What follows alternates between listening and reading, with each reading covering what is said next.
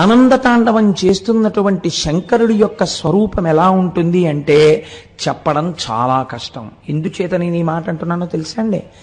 అది చూడడానికి నలుగురికి అధికారం ఉంది. ఇలా చేతులు కట్టుకు నిలబడి చూసేవాళ్ళు నలుగురే చూస్తారు. అమ్మవారి దగ్గర గెలుచుకున్నటువంటి ఆ స్థితి అయ్యవారిని తొందరగా మీకు ఆనుకూల్యం జరిగేటట్టు చేస్తుంది.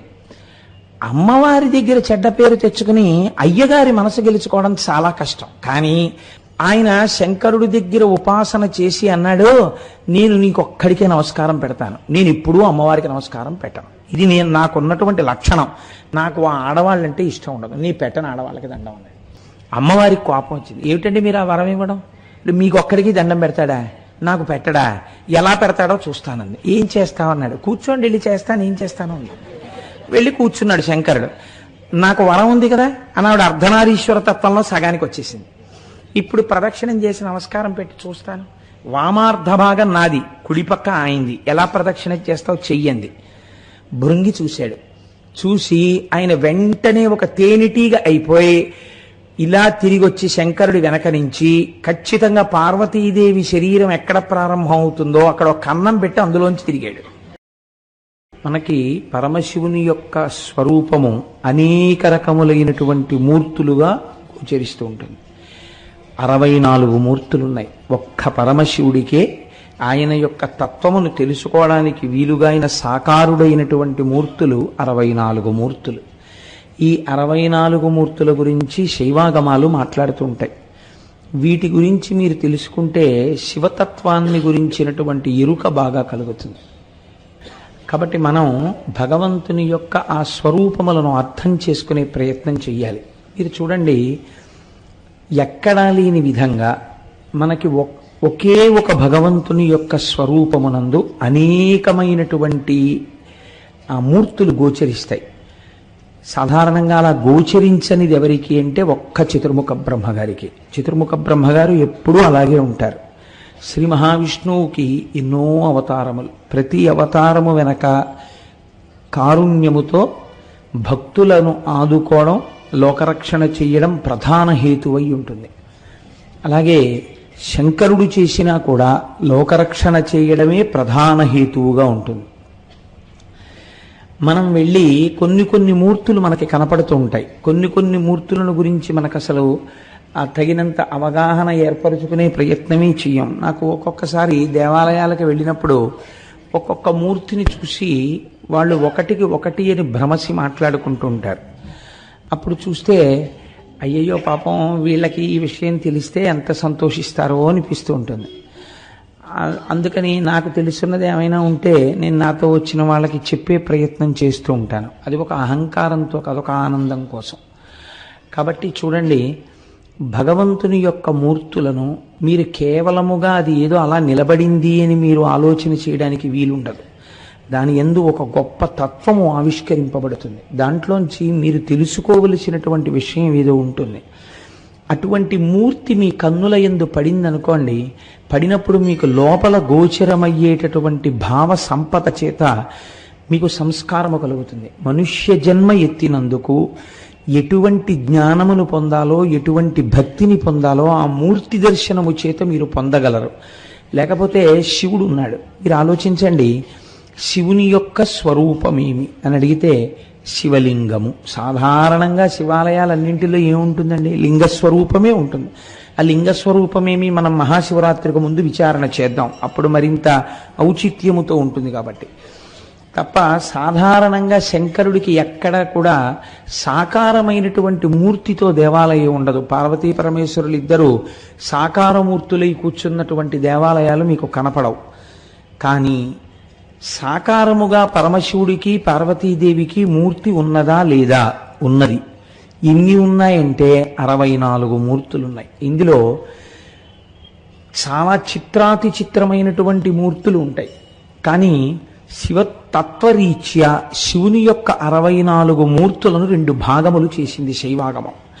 అందులో ఒక భాగాన్ని ఏమంటారంటే ఘోరస్వరూపములు అంటారు. ఇవి సాధారణంగా శిక్షించడానికి వస్తాయి, ఇంకా బోధ చెయ్యడానికి వీల్లేదు. వీడికి ఒక దెబ్బ కొడితే తప్ప వీడు వినడన్నప్పుడు ఘోరస్వరూపంతో ఉంటుంది. రెండవ దాన్ని అఘోర రూపము అంటారు. అంటే అది మంగళప్రదంగా ఉంటుంది, చాలా గొప్పగా ఉంటుంది. రెండిటి వలన ప్రయోజనం ఏమి మీరు బాగా పట్టుకునే ప్రయత్నం చేయండి. తండ్రి పిల్లవాణ్ణి కొట్టాడు, ఏమిటి ప్రయోజనం? సంస్కరించడమే. తండ్రి పిల్లవాణ్ణి ఒక చాక్లెట్ కొనిపెట్టాడు, లేకపోతే వాడికి ఒక పుస్తకం కొనిపెట్టాడు, వాడిని ఒక మంచి స్కూల్లో జాయిన్ చేశాడు, ఏమిటి దాని ప్రయోజనం? ఆ పిల్లవాణ్ణి మంచి సంస్కారవంతుణ్ణి చేయడమే. కాబట్టి ఇప్పుడు పిల్లవాడిని మచ్చిక చేసుకున్నా, అనగా పిల్లవాణ్ణి ఎంతో ప్రేమతో చూసినా, పిల్లవాణ్ణి ఒక దెబ్బ కొట్టినా, తండ్రి యొక్క హృదయంలో ఏముంది? ఆ పిల్లవాడి యొక్క అభ్యున్నతి ఉంది. అంతేకాని కేవలం కొట్టడము ఆయన యొక్క లక్షణం కాదు. కేవలం ప్రేమతో చూడడము, ఎంత పాడైపోతున్నా నా కొడుకండి లేక పుట్టాడు, వాడు ఎంత తప్పు పని చేస్తున్నా నేను వాడిని ముద్దుగానే చూస్తాను అనడము తండ్రితనం కాదు. తండ్రితనమునందు రెండు ఉంటాయి. అలాగే జగత పితరౌ వందే పార్వతీ పరమేశ్వరవు కనుక మీకు ఆ స్వరూపమునందు రెండు ఉంటాయి. ఒకటి ప్రేమతో లాలిస్తుంది, ఒకటి ఘోర రూపంతో ఉంటుంది. కాబట్టి ఘోర రూపము అఘోర రూపము అని రెండుగా విడుతుంది. ఘోర రూపం ఎప్పుడు వస్తుంది, అఘోర రూపం ఎప్పుడు వస్తుంది అన్నది మీరు గమనించవలసి ఉంటుంది. అఘోర రూపములు చాలా ప్రశాంతమైనటువంటి స్థితిలో ఉండి మీకు చాలా గొప్ప బోధ చేసేవై ఉంటాయి. అటువంటి మూర్తిని మీరు చూసినప్పుడు మీకు చాలా ఆనందం కలుగుతుంది. అలా మీకు సాధారణంగా ప్రపంచంలో ఎన్ని రకాలైనటువంటి విద్యలున్నాయో, ఎన్ని కళలున్నాయో, అంతమంది కూడా తమ తమ కళలను ప్రదర్శన ప్రారంభించేసే ముందు నమస్కరించవలసినటువంటి మూర్తి ఒకటి లోకంలో ఉంది. అది సాక్షాత్తుగా ఆనంద తాండవమూర్తి అంటారు. మనం నటరాజు అని పిలుస్తూ ఉంటాం, కానీ శైవాగమం ఏమని పిలుస్తుందంటే దాన్ని ఆనంద తాండవమూర్తి అంటుంది. అంటే ఆ తాండవం చేయడంలో గొప్ప రహస్యాలు కొన్ని ఉంటాయి. ఆ ఆనంద తాండవం చేసినటువంటి పరమశివుడు ఎవరున్నారో ఆయనలోంచే సమస్త శాస్త్రములు ఉద్భవించాయి, ఆయనలోంచే సమస్తమైన కళలు వచ్చాయి. ఒక్క శంకరుడు చేసినటువంటి తాండవంలోంచి 650 రకాలైనటువంటి నాట్యములు పుట్టాయి. 650 నాట్యాలలో ఇవాళ అన్ని రకాలైన నాట్యాలు చెప్పగలిగినటువంటి గురువులు లేరు. కాబట్టి బతికి బట్ట కట్టి శాస్త్రీయమైనటువంటి నాట్యముగా బ్రతికిన విన్ని అంటే ఇప్పటికీ కర్మభూమిలో 108 రకముల నాట్యములు బతికున్నాయంటారు పెద్దలు. మీరు వేరు వేరు సంప్రదాయములను వింటుంటారు. కూచిపూడి నాట్యమని, ఒడిస్సీ నాట్యమని, ఇలా రకరకాలుగా ఉంటాయి. భరతనాట్యమని, ఇవన్నీ ఎవరి దగ్గర నుంచి వచ్చాయి? అన్నీ ఆనంద తాండవమూర్తి అయిన శంకరుడి దగ్గర నుంచే వచ్చాయి. ఈ ఆనంద తాండవమూర్తి చాలా గమ్మత్తుగా ఉంటుంది. మీరు చూడండి, ఆనంద తాండవమూర్తి యొక్క చిత్రమును గీయడం లేదా నిలబెట్టడం చాలా కష్టము. నేను ఈ మాట ఎందుకంటున్నానో తెలుసా అండి?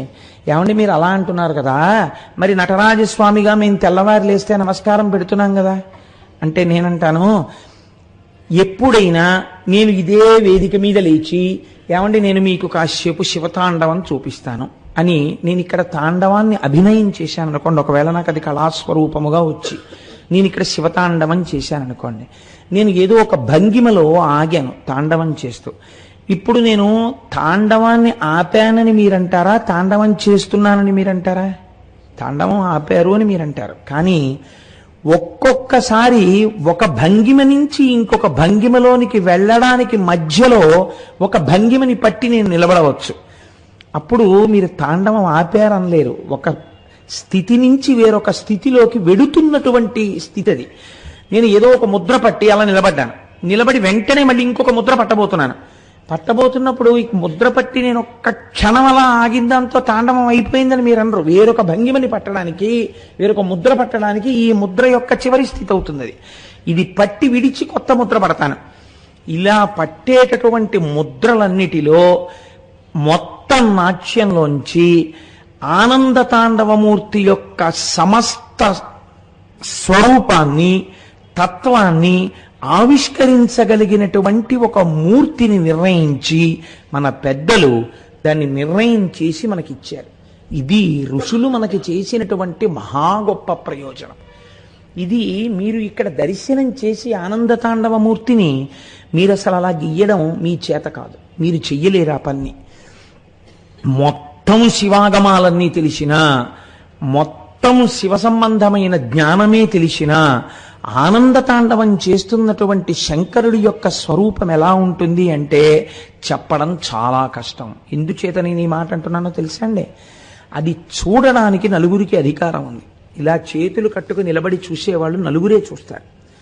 ఒక్కరు నందీశ్వరుడు చూస్తాడు, రెండవ వాడు భృంగి చూస్తాడు, మూడవ వారు పతంజలి చూస్తారు, నాలుగవ వారు వ్యాఘ్రపాదుడు చూస్తారు.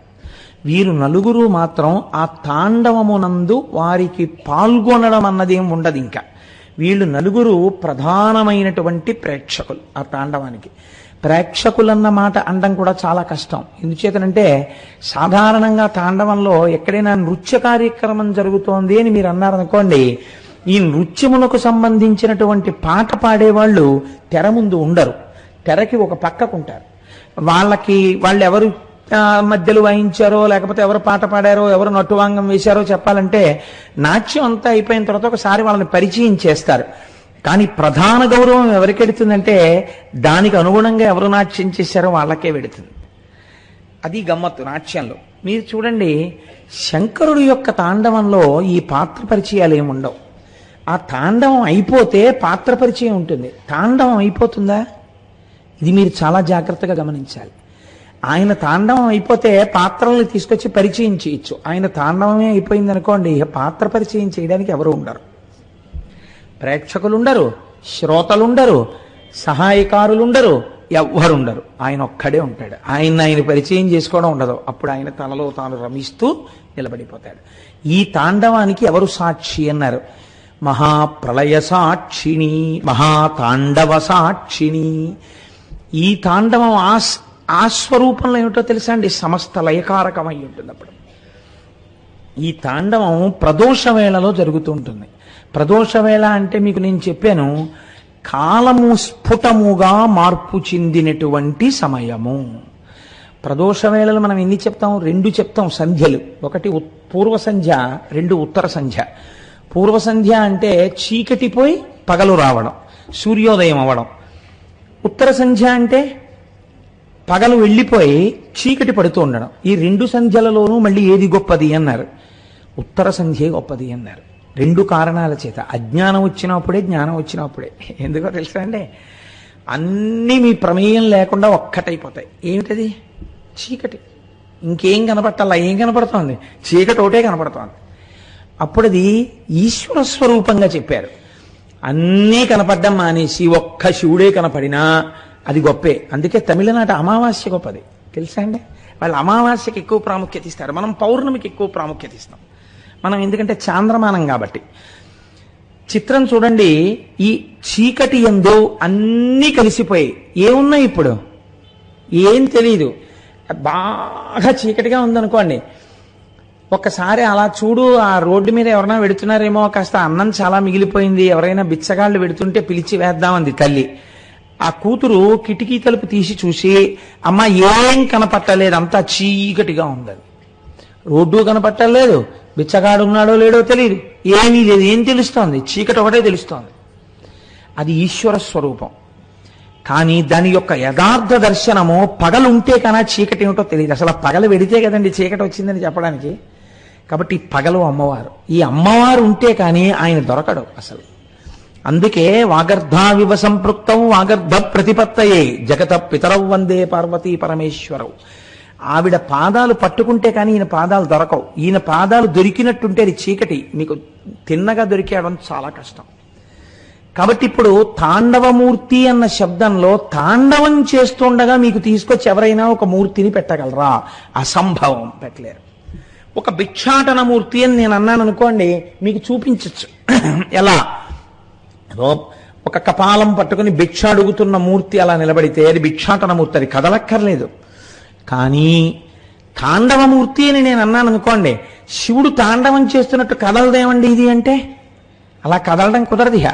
కానీ అన్ని ముద్రలలో ఏ ముద్ర ఆ ఆనంద తాండవమూర్తి యొక్క సమస్తమైనటువంటి తత్వమును ఆవిష్కరించగలదో అటువంటి దాన్ని మీ ముందుకు తీసుకొచ్చి పెట్టేటటువంటి ప్రయత్నాన్ని దార్శనికులైన ఋషులు చేసి సఫలీకృతులయ్యారు.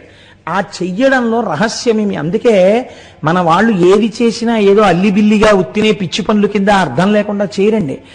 అనవసరంగా పెన్ను పెట్టి ఇలా గీత గీయడాన్ని మన శాస్త్రం అంగీకరించాల. ఒక ప్రయోజనం ఉండాలి ఏ పని చేసినా. వాళ్ళు ఒక నటరాజస్వామిని తీసుకొచ్చి మీ ముందు నించోబెట్టారు.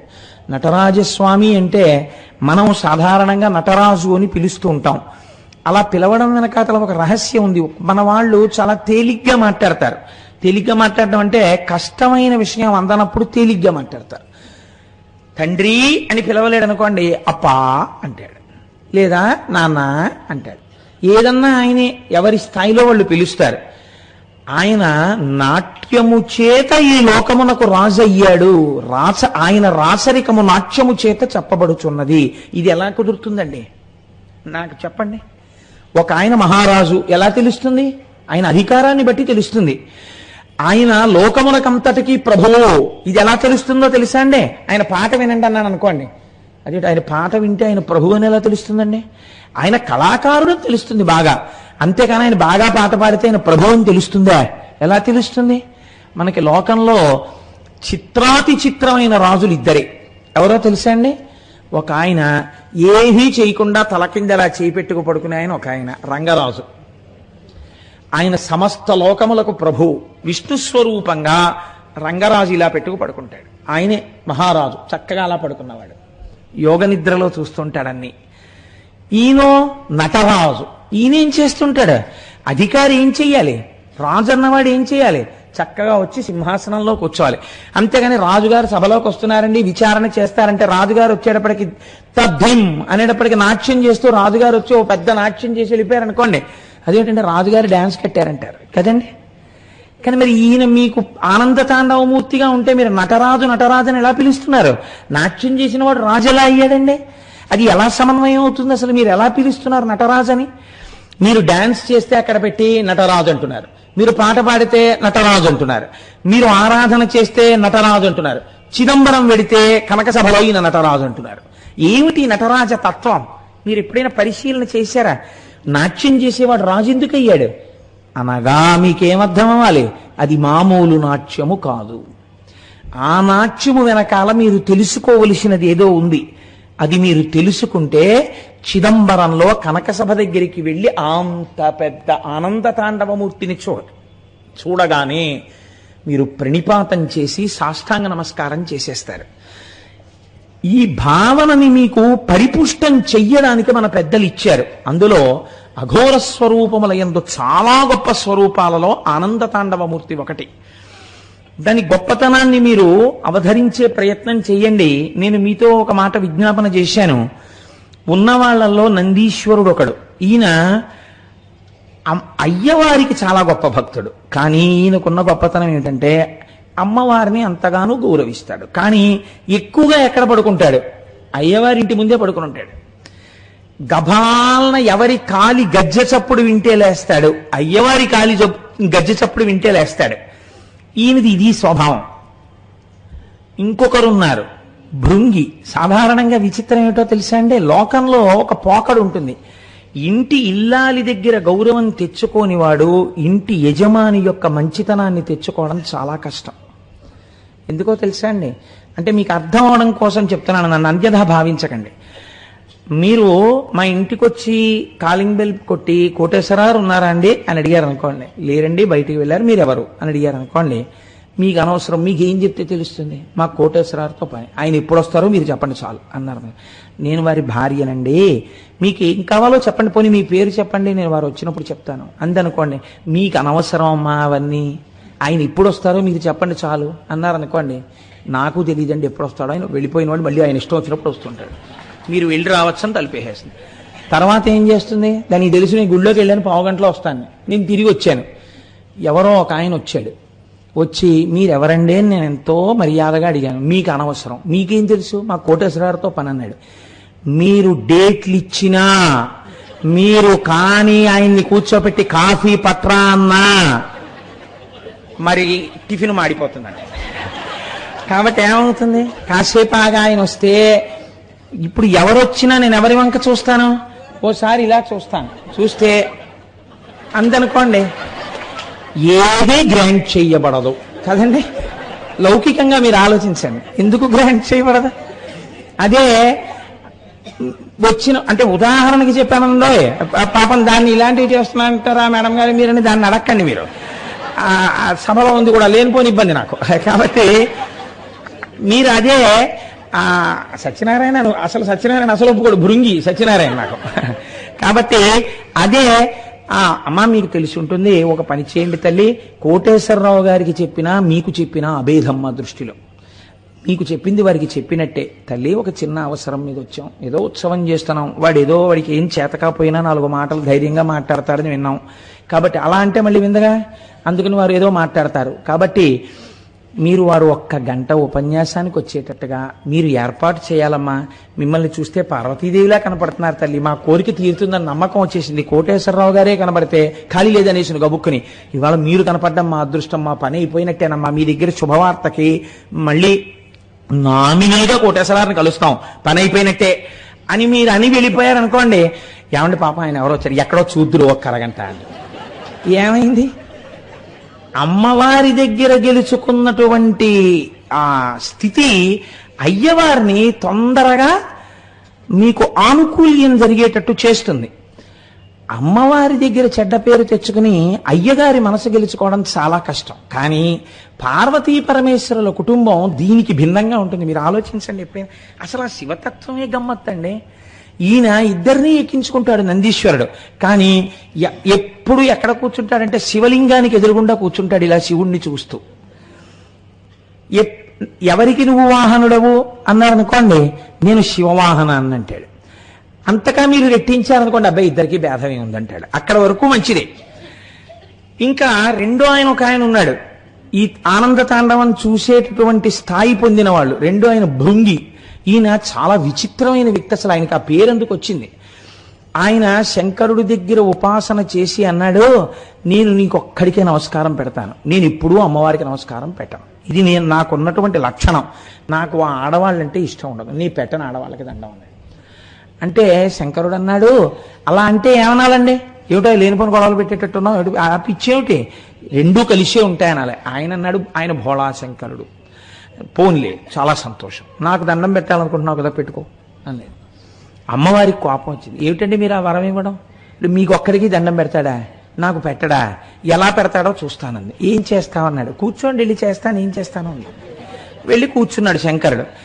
నాకు వరం ఉంది కదా అని ఆవిడ అర్ధనారీశ్వర తత్వంలో సగానికి వచ్చేసింది. ఇప్పుడు ప్రదక్షిణం చేసి నమస్కారం పెట్టి చూస్తాను. వామార్ధ భాగం నాది, కుడిపక్క ఆయింది, ఎలా ప్రదక్షిణ చేస్తావు చెయ్యంది. భృంగి చూశాడు.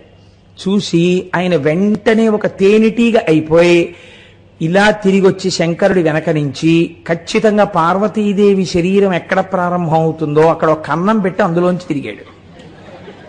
ఆ కన్నంలోంచి ప్రదక్షిణం చేసి పార్వతీదేవిని వదిలేశాడు ఆయన.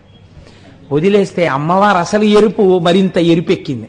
కానీ శంకరుడు సముదాయించి అన్నాడు, అలా కోప్పడకు, ఇలా భక్తి ఉండి ఇలా ఉన్నటువంటి వాళ్ళకే పాఠం చెప్పాలి అని. తర్వాత ఏదో చాలా పెద్ద వ్యవహారం ఒకటి జరిగింది, ఓదార్చాడు.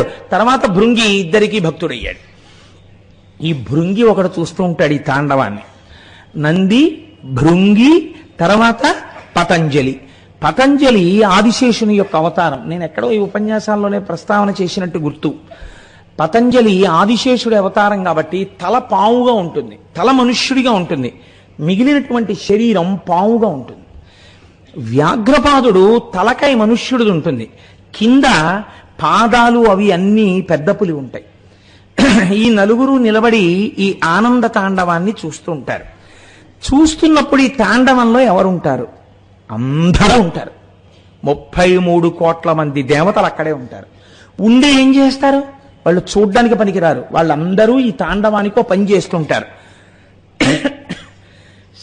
చతుర్ముఖ బ్రహ్మగారు, శ్రీ మహావిష్ణువు వీళ్ళు మధ్యలో వాయిస్తూ ఉంటారు.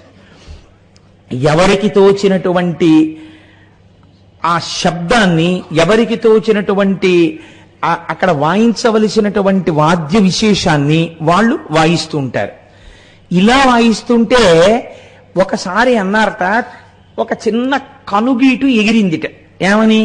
మేమందరం చక్కగా ఆ నాట్యం చూస్తూ, తబలాలు వాయిస్తూ, సన్నాయి ఊత్తూ, రకరకాలైనటువంటి ధ్వనులు చేస్తూ తాళాలు వేస్తూ అందులో మేము సహకరిస్తూ ఉంటాం, మీరు ఇలా నించుంటారన్నారట. అలా అంటే నందీశ్వరుడు ఊరుకున్నాడు, ఎందుకో భృంగి ఊరుకున్నారు, వ్యాఘ్రపాదుడు ఊరుకున్నాడు, ఆదిశేషుడు అంశ కదండి పతంజలి ఊరుకోలేదు. ఆయన అన్నాడు, ఏమిటి మీ గొప్ప, మీరు ఇలా తాండవాన్ని చూశారో మైమరచిపోతారు, అటువంటి తాండవం శంకరుడి తాండవం అంటే. కాబట్టి ఇక్కడ మధ్యలో సరిగ్గా పడదు, పడకుండా వాద్యం తప్పిందో ఆయన ఊరుకోడు. కాబట్టి మీరు పూర్తిగా ఎప్పుడైనా అనుభవించారా ఈశ్వరుడి ఆనంద తాండవాన్ని? మీరు ఎప్పుడూ అనుభవించలేదు. మీరు ఇలా వాయిస్తూనో ఊత్తూనో ఏదో తాళం వేస్తూనో మీరున్నారు. నా అదృష్టం ఏమిటో తెలుసా, నేను కేవలం ఇలా చూడడం కాదు, మీరు వాయిస్తున్న వాటిని వింటుంటాను, చూడడం చూస్తుంటాను. రెండిటినీ రెండు ఇంద్రియాలతో చేయను, కన్ను చెవు కూడా నాకు పనిచేయక్కర్లా. పావుకి కంటి శక్తి చెవి శక్తి రెండిటిలో ఏదో ఒక ఇంద్రియంలోకి వచ్చేస్తుంది. కాబట్టి నేను కంటితోనే వింటూ కంటితోనే చూస్తూ ఆనంద తాండవాన్ని అనుభవిస్తాను. నేనంత గొప్పవాణ్ణి. నేను అనుభవించినట్టు మీరు ఎవరు అనుభవించారు ఆనంద తాండవం? మీరు అనుభవించలేరు అసలు. కాబట్టి నేనేదో తలకాయ మనుష్యుడు దీని పాము కింద శరీరం ఉందని కదా మీరు అనుకుంటున్నారు. మీకు చేతులతో ఏదో చేస్తున్నారు, ఏదో రకరకాల వాయిద్యాలు వేస్తున్నారని కదా గొప్పకపోతున్నారు. నాకు ఆ కాళ్ళు చేతులు లేకపోవచ్చు. కాళ్ళు చేతులు లేకపోయినా నేను పరమశివుడి యొక్క ఆనంద తాండవాన్ని ఎంత అనుభవించానో చెప్పడానికి కాళ్ళు చేతులు లేని శ్లోకాలు చెప్తానన్నాడు ఆయన. ఇదేమిటి కాళ్ళు చేతులు లేని శ్లోకాలు ఏమిటన్నారు? చేతులంటే పైకి ఉంటాయి కదండి, అందుకని ఔత్వం ఐత్వం ఇలాంటివన్నీ చేతులు. కాళ్ళంటే కిందకు ఉంటాయి పొడుగ్గా, అందుకని కింద వేసేటటువంటి ఒత్తులు దీర్ఘాలు, కింద వేసేటటువంటి ఒత్తులు, లేకపోతే ఇలా వేసేటటువంటి ఇంకొక అక్షరానికి సంబంధించినటువంటి దా కింద రా, అలాంటివి అవసరం ఎక్కువ లేకుండా నేను కాళ్ళు చేతులు లేని కవిత్వం చెప్తాను. శంకరుడు యొక్క తాండవం ఎలా ఉంటుందో నేను అనుభవించాను, మీరు చూడండి అన్నాడు. కాబట్టి చిత్రం ఏమిటంటే అసలు మీకు దీర్ఘం కనపడదు, అందులో ఒక్క దీర్ఘాక్షర ప్రయోగం లేకుండా ఆయన ఆనంద తాండవం మీద చేశారండి శ్లోకాలు. మీరు ఎప్పుడైనా ఆ అవకాశం వచ్చినప్పుడు ఒక్కసారి అనుభవించండి ఆ శ్లోకాల్ని. చిత్రం ఏమిటంటే ఆయన అనుభవం ఎటువంటిదంటే ఆయన ఆ శ్లోకాన్ని చదువుతున్నప్పుడు శివుడు యొక్క తాండవం ఆ శబ్దాల్లోకి వచ్చింది దీర్ఘాక్షరం లేకుండా.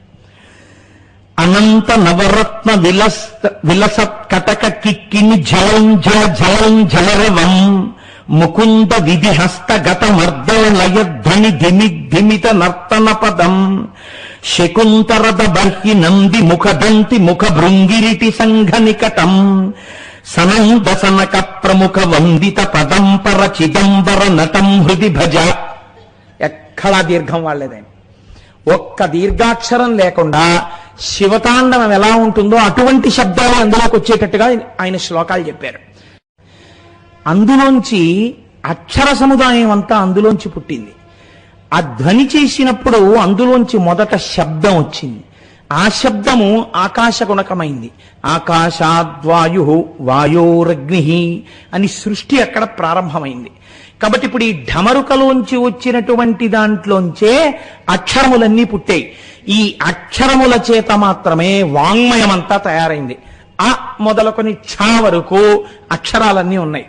మీరు ఎంత వాంగ్మయం చెప్పండి, ఈ ఆ పక్కన తా చేరిస్తే అత్త, మా పక్కన మా చేరిస్తే మామ, ఏదో రా పక్కన మా చేరిస్తే రామ, ఆ అక్షరాలనే మార్చాలి. ఎన్ని పుస్తకాలు రానివ్వండి, ఎంత వాంగ్మయం రానివ్వండి, ఇందులోంచి వచ్చాయి. అకారాది ఛకార పర్యంతము వరకు వచ్చింది. కాబట్టి ఇప్పుడు ఈ సమస్త లోకమునకు అసలు వాంగ్మయం ఇచ్చినటువంటి ప్రభు ఎవరు? మీరు నేను ఇవాళ మనలో ఉన్న భాషను వ్యక్తీకరిస్తున్నామంటే అక్షరములను ఇచ్చిన వాడెవరు? శబ్దములు లోకమునందు మొట్టమొదట జనింపచేసిన వాడెవరు? అసలు ఈ లోకమునందు సృష్టి ప్రారంభమవడానికి కారణమెవరు? పరమశివుడు. కాబట్టి ఇప్పుడు ఆయన ఢమరుక యొక్క కదలిక చేత ఇన్ని రకాలైనటువంటి సృష్టి ప్రారంభమైంది. కాబట్టి ఆ చేతిలో ఉన్నటువంటి ఢమరుక కారణంగా ఇన్ని సృష్టికర్త అంది. ఇది ఆనంద తాండవమూర్తి యొక్క గొప్పతనం. మీరు చిట్ట చివర ఒక విషయం గుర్తుపెట్టుకోవాలి, ఇవన్నీ దేని కొరకు చేశాడు అంటే నేనేదో సృష్టి చేద్దామని చేయలేడు. ఆయన పరమానందంతో ఉన్నాడు. ఆ పరమానంద సమయమునందు ఆ కదలికలో ఇవన్నీ వచ్చేస్తున్నాయి. తనంత తాను ఒక్క చోట కూర్చుండిపోయాడు అనుకోండి, మళ్ళీ తనలో తాను రమిస్తూ ఆత్మస్వరూపిగా నిలబడిపోతాడు, ఇంకా లోకం ఉండదు. మీరొక్కటి ఆలోచించండి, ఇప్పుడు టైము ఏదో 7 గంటల 10 నిమిషాలో 7 గంటల 15 నిమిషాలో అయ్యి ఉండొచ్చు. ఈ 7 గంటల 10 నిమిషాల టైంలో ఎంత మందో లోకంలో నాకు కొడుకు పుట్టాడు లేకపోతే నాకు కూతురు పుట్టిందని ఈ టైం నోట్ చేసుకుంటున్న వాళ్ళు ఎంతమంది ఉన్నారో మనుష్యుల్లో. ఓ పిల్లాడో పిల్లో పుట్టారని ఈ క్షణంలో అయిపోయింది, నేను చెప్పిన క్షణం దాటిపోయింది. ఆ క్షణంలో ఎంత జీవరాశి పుట్టిందో, ఎన్ని చీమలు పుట్టాయో, ఎన్ని ఈగలు పుట్టాయో, ఎన్ని సూక్ష్మాంగ జీవులు పుట్టాయో, ఎన్ని చోట్ల ఎక్కడెక్కడ ఎన్ని ప్రాణులు పుట్టాయో. ఈ కదలిక ఉందే, కదలిక అంటే సృష్టి కదలిక. కొత్తగా కొన్ని ప్రాణులు లోకంలోకి వచ్చాయి. ఈ లోకంలోకి కొత్తగా ప్రాణులు రావడం అనేటటువంటి ఈ సమస్త కదలికకి డమరుక సంకేతం. కాబట్టి ఇప్పుడు ఇవన్నీ జరుగుతున్నాయనడానికి కారణమేమి? ఆయన కదలిక, ఆయన సృష్టిస్తున్నాడు. ఆగిపోయి ఇలా కూర్చున్నాడా అంతే, అన్ని లయమైపోతాయి. కాబట్టి ఈశ్వరుడు యొక్క కదలికకి నర్తనమని పేరు. ఇది ఆనంద తాండవము. కాబట్టి సృష్టి జరుగుతుంటే మీకు అందులో ఏది కనపడుతుండాలి? ఈశ్వరుడికి ఢమరుక కనపడుతుండాలి. కాదు, ఇంకొక రహస్యం ఉంది. మీరు ఒక వాక్యాన్ని చెప్పేటప్పుడు ఆ వాక్యము పొందికగా ఉండాలి.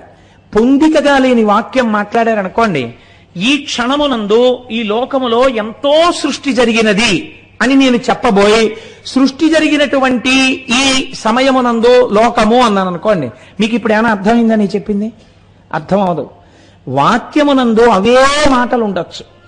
ఈ మాటల్ని మీరు ఇటు మాటలు అటు, అటు మాటలు ఇటు వేశారనుకోండి, మీకు ఆ వాక్యం అర్థం కాదు. అర్థం కాక ఏంటంటారంటే, ఏం మాట్లాడుతున్నారు మీరు సరిగ్గా మాట్లాడండి అంటారు. మీకు విసుగు వస్తుంది వెంటనే 4 మాటలు అలా అన్నాక.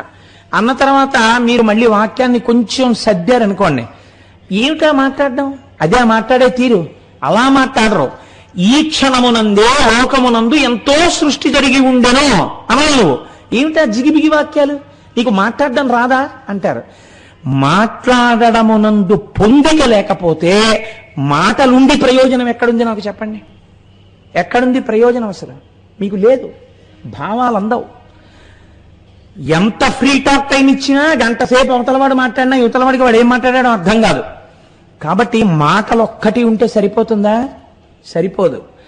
మాటలను పొందికగా ఎలా పెట్టి వాక్యము చేత మీ భావమును అవతల వారికి తెలియచెయ్యాలి అనే ప్రక్రియ కూడా మీకు నిర్దేశింపబడాలి. ఈ నిర్దేశింపబడడానికి హేతువునకే వ్యాకరణమని పేరు.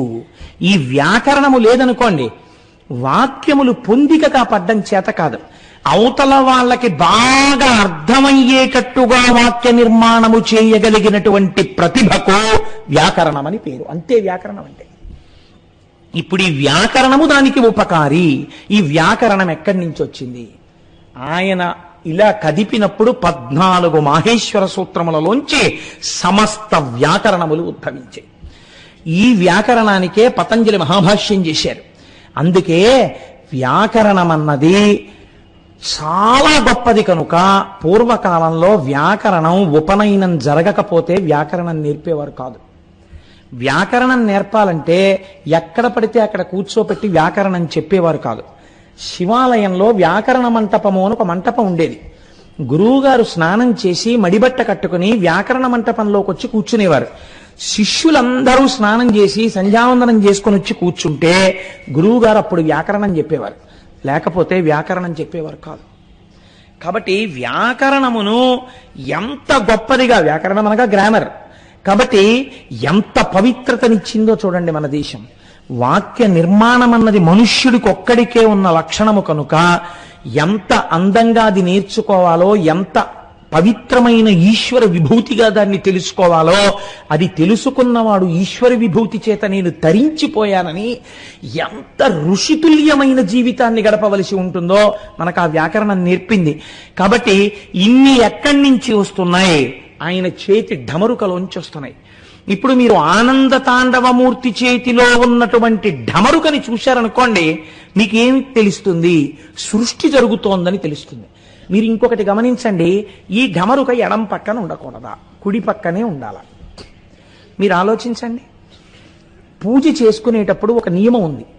ఏమా నియమం అంటే, గృహస్థుకి పూజ చేసేటప్పుడు వాడబడేటటువంటి సమస్త పదార్థములు కుడి చేతి పక్కనే ఉండాలి. అవి కూడా ఎలా ఉండాలంటే, పెద్ద పెద్ద పీఠాధిపతులు, గురువులు ఇటువంటి వాళ్ళు చేస్తే శిష్యులకి తెలియాలి గురువుగారు చేసే పూజ. ఏ మంత్రం తర్వాత ఏ మంత్రం వస్తుందో ఆ మంత్రానికి గురువుగారు ఏ ఉపచారం చేస్తారో శిష్యులకు తెలుసు. కాబట్టి వరస క్రమంలో అందించేస్తారు వాటిని. అలా అందిస్తారు. తానే పూజ చేస్తుంటే ఏ పదార్థము తర్వాత ఏ పదార్థము వాడుకుంటాడో ఆ అమరికలో కుడి చేతి పక్కన పదార్థాలన్నీ ఉండాలి. తను అభిషేకం ప్రారంభం చేశాడనుకోండి, ఒక్క నమక చమకాలు చెప్తూ దాని మీద మనస్సుండిపోయి నమస్తే రుద్రమంజవ ఉతోత ఇషవే నమః, నమస్తే అస్తు ధన్వనే బాహుభ్యాముతతే నమః అని తను చక్కగా రుద్రం చెప్తుంటే చెయ్యి ఇలా పెట్టేటప్పటికే పాలు రావాలి. పాలతో అభిషేకం చేసేస్తే అక్కడ పెట్టగానే మళ్ళీ శుద్ధ జలపాత్ర, అందులో గ్లాస్ ఇలా ముంచి తీసి జలపాత్రలోంచి చేసేయాలి. మళ్ళీ దాన్ని అటు పక్కన పెట్టేసి మళ్ళీ దాని వెనకాతల తర్వాత చేయవలసిన పదార్థం సిద్ధంగా ఉండాలి. ఇవన్నీ కుడి చేతి పక్క నుంచి తీయవలసినట్టుగా ఉండాలి.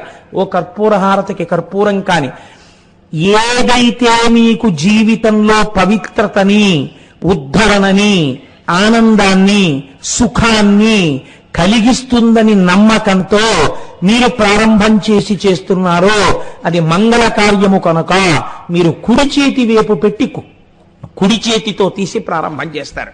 అందుకే మన వాళ్ళు చూడండి, ఎడం చేత్తో ఏదైనా ఇస్తే దూష్యం అంటారు. ఎందుకు ఇచ్చావు అలాగా, ఏమిటి అపసంతి పనులు అంటారు. కాబట్టి కుడి చేతితో చేస్తారు. ఢమరుక కుడి చేతి వైపు ఉండడంలో మీకు ఒక గొప్ప రహస్యం తెలుస్తుంది. సృష్టి యందు ఆనందం ఉన్నది కదండి. సృష్టి ప్రీసపోజెస్ ఆనంద. మీకు తెలిసి కాని తెలియక కాని ప్రపంచములో ఏ జీవి యందు సృష్టి కార్యము జరిగినా దాని యొక్క బాహ్యమునందు దాని వలన జరిగేటటువంటి ఫలితము ఆనందము. కానీ దీన్ని శాస్త్రం చాలా గమ్మత్తుగా మాట్లాడింది. కొంచెం ఇలాంటివి వేదికల మీద ఎలా చెప్పాలో అయోమయంగా ఉంటుంది.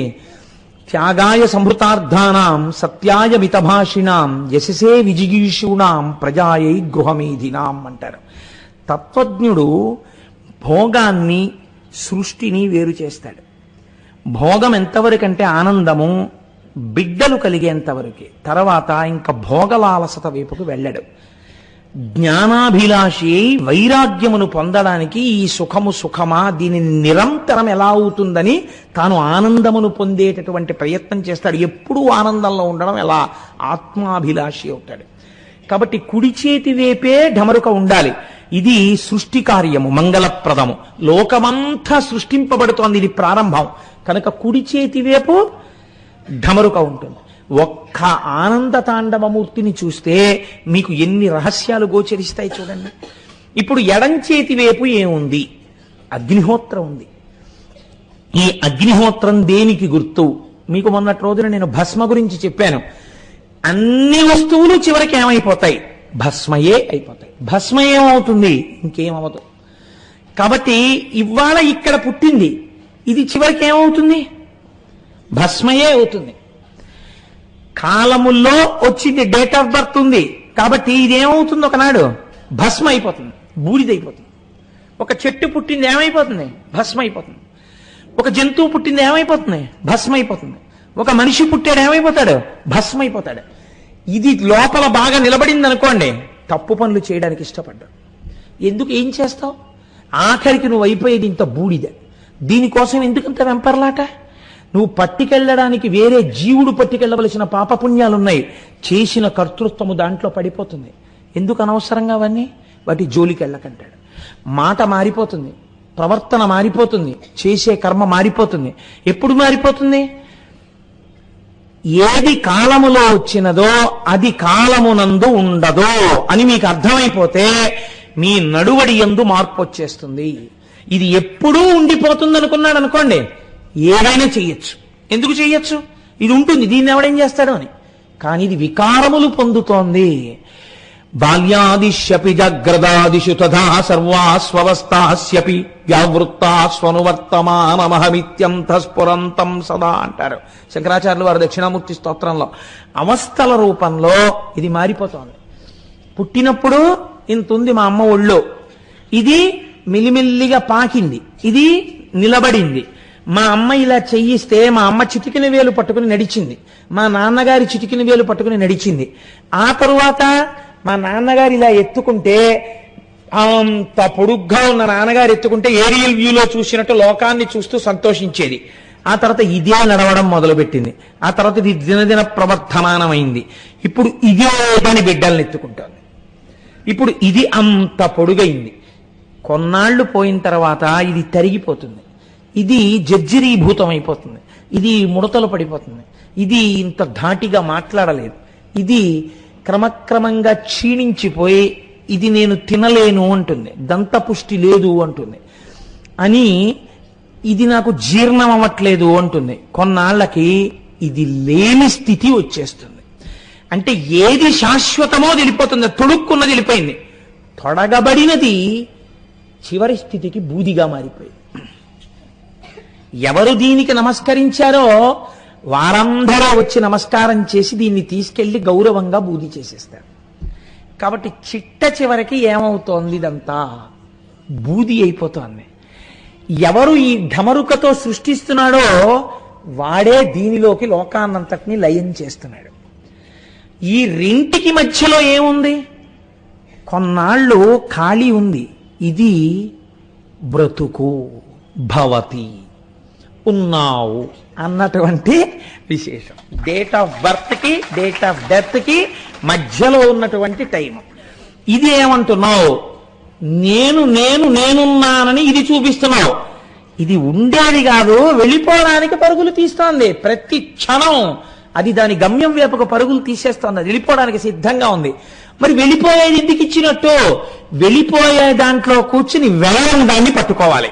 కాబట్టి దీనికి దీనికి మధ్యలో నవ్వుతున్నవాడు ఉన్నాడు, వాణ్ణి పట్టుకున్నావా ఇది అందులో పడిపోయినా నువ్వు మాత్రం వీడిగా ఉండిపోతావు. ఇది నటరాజు, ఇది ఆనంద తాండవం, ఇది నువ్వు పొందవలసిన ఆనందం. నువ్వే ఆనంద స్వరూపివై నిలబడిపోవాలి ఇలాగా. ఇది ఊర్ధ్వముఖమునందు మీకు కనపడేటటువంటి తత్వం. కాబట్టి భవతి ఉన్నట్టుగా కాసేపు నిలబెట్టిన వాడెవడు అని స్థితికారుడు అంటారు. ఇప్పుడు ఈ నవ్వుతున్న ముఖము స్థితికారుడే విష్ణువు. ఇప్పుడు విష్ణువు ఎక్కడున్నారు నాకు చెప్పండి? శివుడే విష్ణువు, విష్ణువే శివుడు. అసలు తత్వతః రెండు పదార్థాలు ఎక్కడున్నాయి? అన్ని పదార్థాలు ఉండవు లోకంలో. అలా ఉంటే అంతకన్నా చిత్రమైన విషయం ఇంకోట్లేదు. శాస్త్రం ఆ మాటని ఒప్పుకోలేదు అసలు. వేదం ఏకో దేవః సర్వభూతాంతరాత్మ సర్వభూతాదివాసః సాక్షీ చేతో కేవలో నిర్గుణశ్చ అని చెప్తోంది శృతి. అన్నిలో ఉన్నదొక్కటే, అదొక్కటే ఇన్ని రూపాలుగా భావిస్తోంది. నువ్వు భాగవతం చెప్పినప్పుడు అది కృష్ణుడని చెప్పు, నువ్వు వెంకటాచల వైభవం చెప్పినప్పుడు అది వెంకటేశ్వరుడని చెప్పు, నువ్వు అమ్మవారి గురించి చెప్పినప్పుడు సౌందర్యలహరిలోని జగజ్జనని అని చెప్పు, నువ్వు అది శివమహాపురాణం చెప్పినప్పుడు శివుడని చెప్పు. నువ్వు ఏ పేరు పెట్టి పిలిచినా అది మాత్రము పరబ్రహ్మము. ఇది మనకి బోధ చెయ్యడానికి శాస్త్రం ప్రయత్నం చేసింది. ఈ తత్వాన్ని ఆవిష్కరించడానికి ఆనంద తాండవ మూర్తి వచ్చింది. అయితే ఇబ్బంది ఎక్కడొస్తుందంటే దీనికి మీ ప్రయత్నం లేదు కదండి. ఈ పుట్టుకలో, ఈ ఢమరుక పుట్టడంలో, ధ్వనిలో మీ ప్రమేయం లేదు. పుట్టాం. అగ్నిలో పడ్డంలో మీ ప్రమేయం లేదు. ఒక రోజున ఊపిరి ఆగిపోతుంది, పడిపోతుంది, శరీరం బూది అయిపోతుంది. మీ ప్రయత్నం దేనికి కావాలి? ఈ మధ్యలో దాన్ని తెలుసుకుని ఇందులో వెళ్ళిపోవడానికి కావాలి. మధ్యలో ఉన్నవాడు మీరైపోవాలి, మీరు ఆనంద స్వరూపం అయిపోవాలి. ఆనందమే ఆత్మ. ఈ ఆత్మ మీరు కావాలి, మీరు ఆత్మని తెలుసుకోవాలి. మీరు ఆత్మయే అయి ఉన్నారు, కానీ మీరు భయపడుతున్నారు నేను కాదని. ఇప్పుడు ఆ ఎరుక రావాలి. ఈ ఎరుక ఎలా వస్తుంది? చెప్పేవాడు వాడు ఉండాలి. వాడు మళ్ళీ వీడు పొందబడేవాడు, వాడు చెప్పేవాడు ఉంటే రెండవుతాయి. వాడే చెప్పాలి. వాడు ఎలా చెప్పాలి? వాడు పైన ఏది ఊర్ధ్వముఖంగా పెరిగి పొందాలో దాన్ని అధోముఖంగా వాడు చెప్పాడు, కింద చెప్పాడు. ఎంత చిత్రం చూడండి. ఎందుకని అలా చెప్పాలి అంటే సృష్టి 4 రకాలుగా జరుగుతుంది, 4 స్వరూపాలుగా. ఒకటి జరాయుజములు. జరాయుజములు అంటే మావితో పుడతాయి. 2 అండజములు, గుడ్డులోంచి పుడతాయి. 3 స్వేదజములు, చెమటలోంచి పుడతాయి, పేలు. నాలుగవది ఉద్భుజములు, భూమిలోంచి చీల్చుకుని వస్తాయి, చెట్లు మొదలైనవి. ఇందులో చెట్లు పక్కన పెట్టండి, ఎందుకంటే కదలిక లేదు. ఒక్క మనుష్య ప్రాణి ఒక్కటే భూమికి అడ్డంగా పుట్టి నిలువుగా పెరుగుతుంది. మిగిలినవన్నీ భూమికి అడ్డదిడ్డంగా పుట్టి అడ్డదిడ్డంగా పెరిగి అడ్డదిడ్డంగానే పోతాయి. అడ్డంగా పుట్టి నిలువుగా పెరగవలసిన ప్రాణి, ప్రయత్నపూర్వకంగా వంగి నమస్కరించవలసిన ప్రాణి మనుష్య దేహం ఒక్కటే. కాబట్టి ఇప్పుడు ఊర్ధ్వముఖ చలనం అంటే, ఊర్ధ్వముఖంగా పెరగడం అంటే ఇవి నీవు తెలుసుకుని పొందాలి. ఈ ఆనందాన్ని పొందడానికి ఏం చెయ్యాలి? ఇది చెప్పడం కింది భాగం. ఇప్పుడు నటరాజస్వామిని చూడండి మీరు. కుడి కాలు కింద ఎవరున్నారు అంటే, ఆ కుడి కాలు కింద ఉండేటటువంటి వాడు ఒక రాక్షసుడు. మీరు చూడండి, చక్క బొద్దు పిల్లాళ్ళ ఉంటాడు ఆయన. ఉండి ఈయన కాలు కింద పడుకుని ఇలా తలెత్తి నవ్వుతూ ఉంటాడు. ఆయన శివుడి కాలు కింద పడిపోయిన ఏడవడం. చిత్రం ఏమిటో తెలుసా అండి? మాయ అన్నదాన్ని నిర్మూలనము చేయలేరు మీరు. మాయని మీరు గెలవగలరు అంతే. మాయని గెలిస్తే మీకు శివుడు తెలుస్తాడు. ఇప్పుడు ఈ మాయని గెలవడమే రాక్షసుణ్ణి తొక్కి పట్టడం. కుడికాలు కింద, కుడికాలుతో తొక్కి పడతారు. ఎడమ కాలు బ్రాహ్మీ స్థితిని చూపిస్తుంది. శాస్త్రంలో చిత్రం ఏమిటో తెలుసా అండి? చేతుల దగ్గర కాళ్ళ దగ్గర వచ్చేటప్పటికీ ఒక స్థితి మారుతుంది ఆధ్యాత్మికంలో. గృహప్రవేశం, ప్రయాణం, కుడికాలు పెట్టడం పక్కన పెట్టండి. గంధపెండేరం వేయాలనుకోండి ఒక ఆయనకి. ఆయన చాలా మందికి పనికొచ్చేవాడు. ఆయన తొందరగా ఈ లోకంలోంచి వెళ్ళిపోకూడదు అని కోరుకున్నారు. కాబట్టి ఇప్పుడు ఆయన చాలా కాలం బ్రతికుండాలి అని కోరుకుంటే చేసే సన్మానం ఏమిటో తెలుసా అండి? ఆయనకి గండపెండేరం వేస్తారు. ఆయనకి గండాలు రాకూడదు, ఆయన బతికుండాలని. ఏ కాలుకి వెయ్యాలి గండపెండేరం? కుడికాలుకి వెయ్యరు, ఎడం పాదానికి వేస్తారు గండపెండేరం. మీరు తడబాటు లేకుండా, ఇలాంటివి చిన్న పొరపాటు లేకుండా చెయ్యాలంటే శాస్త్రప్రజ్ఞ ఉన్నవాడు మహానుభావుడు కె విశ్వనాథ్ గారు. అందుకే శంకరాభరణం సినిమాలో సోమయాజులు గారి ఎడం పాదానికే గండపెండేరం, ఎడమ పాదానికి గండపెండేరం వేస్తారు. ఎడమ వైపు నుంచి హృదయం కదండి, ఆ గుండె కొట్టుకోవడమే కదా చాలా ప్రధానం. కాబట్టి ఎడమ కాలు, ఎడమ పాదం ఆయుర్దాయాన్ని సూచిస్తాయి. ఎడమ పాదం ఆధ్యాత్మిక వృద్ధిని సూచిస్తుంది. కుడికాలు మామూలుగా మంగళప్రదంగా వివాహాన్ని వాటిని సూచిస్తుంది. ఇది కుడికాలు మాయని తొక్కితే పైకి లేచేది ఎడంకాలు. అందుకే ఆనంద తాండవమూర్తి యొక్క ఎడమ పాదం ఇలా పైకి లేచి ఉంటుంది. ఇలా పైకి లేచుంటే ఇప్పుడు దీన్ని ఏది చూపించాలి? కుడి చేతిలో ఢమరక ఉంది కాబట్టి ఎడమ చెయ్యి ఇలా చూపిస్తూ ఉంటుంది. మీరు చూడండి నటరాజస్వామిని జాగ్రత్తగా. అంటే నువ్వు ఊర్ధ్వముఖ చలనము చేసి ఈశ్వరుణ్ణి తెలుసుకునే ప్రయత్నం చేసి బ్రాహ్మీభూతుడవై ధ్యానము చేసి ధ్యానమునందు ఆనందమును పొంది నేనుగా ఉండడం నువ్వు నేర్చుకో. తప్ప నువ్వు నేనై ఉన్నాను, తత్వమసి, తత్వత్వము అసి, అది నీవై ఉన్నావు కానీ నీకు తెలియట్లేదు, తెలుసుకో. దానికి ధ్యానం అవసరమో. ఇది చెప్పడానికి ఎడమ చెయ్యి ఎడమ పాదాన్ని, పైకి లేచిన ఎడమ పాదాన్ని చూపిస్తుంది. కుడి కాలు తొక్కి పడుతుంది. అయితే చాలా బాగుంది కానండి ఈ సింబాలిజం.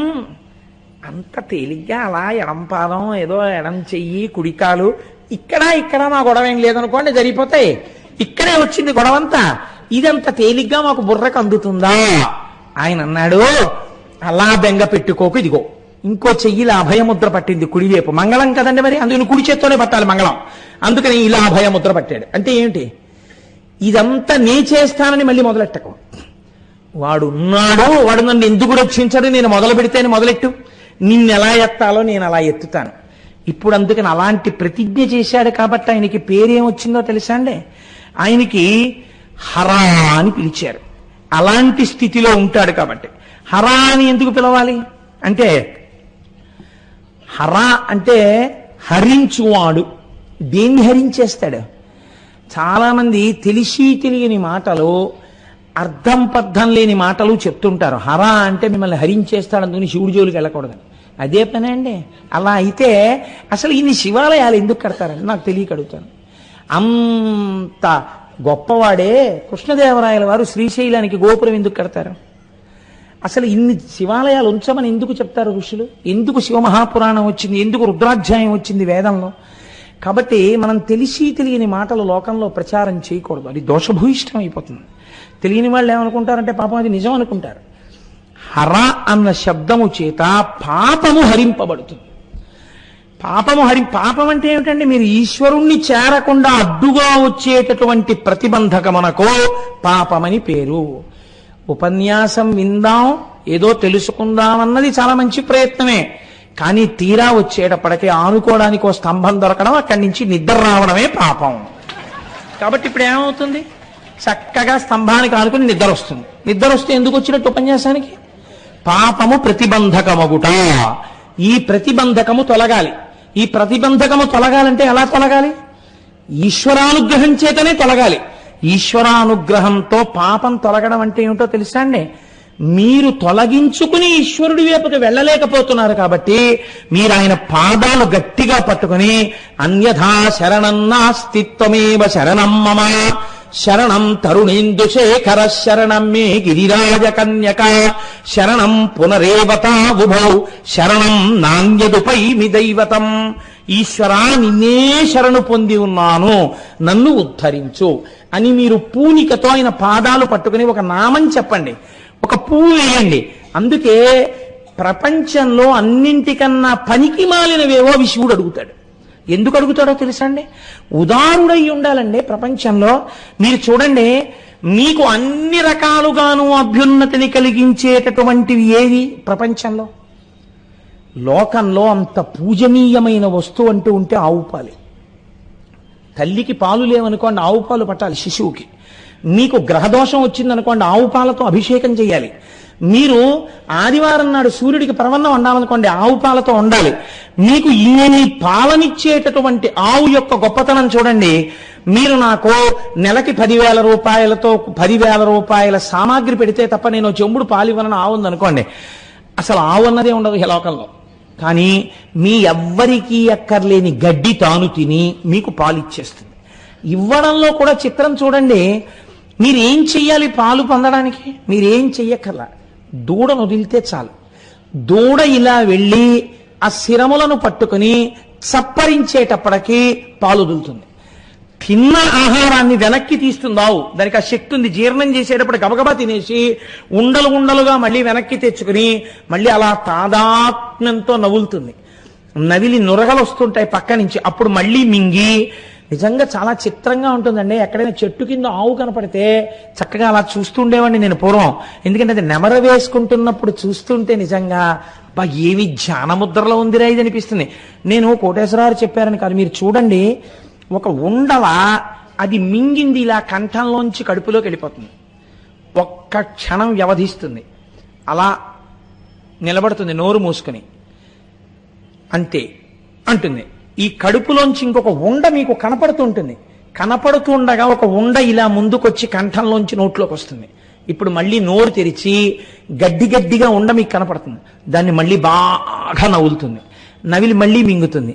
ఈ మింగబడినది బాగా నవలవలసినది కలవ వావులో. ఏం ఆశ్చర్యం అండి! మీరు మళ్ళీ కట్టేస్తారేమో అని దొరికింది గబగబా తినేస్తుంది. తర్వాత మీరు కట్టేసినా మీకోసం సాయంకాలానికి అటువంటి పాలు సిద్ధం చేస్తుంది. ఇలా దూడొచ్చి చప్పరిస్తే తిన్న ఆహారాన్ని వెనక్కి తీయగలిగిన ఆవు పాలని వెనక్కి తీయడం చేత కాదు, తీయది వెనక్కి. వీడొచ్చి పితికేస్తున్నాడని తెలిసినా మీరు ఇలా చల్లి నీళ్లు ఆ శిరాన్ని పట్టుకుని పిండేస్తుంటే పాలని మాత్రం వెనక్కి తీయదు, వదిలిపెట్టేస్తుంది అంతే. లోకమునందు మహోదయులైనటువంటి వారి యొక్క విషయాలన్నీ అలాగే ఉంటాయి. శివుడు కూడా అంతే. అందుకే 2 చాలా ఆయనకి, ఎవ్వరికీ పనికిరానివి. ఒక జిల్లేడు పువ్వు, ఒక తుమ్మి పువ్వు, ఈ 2 ఆయనకి చాలు.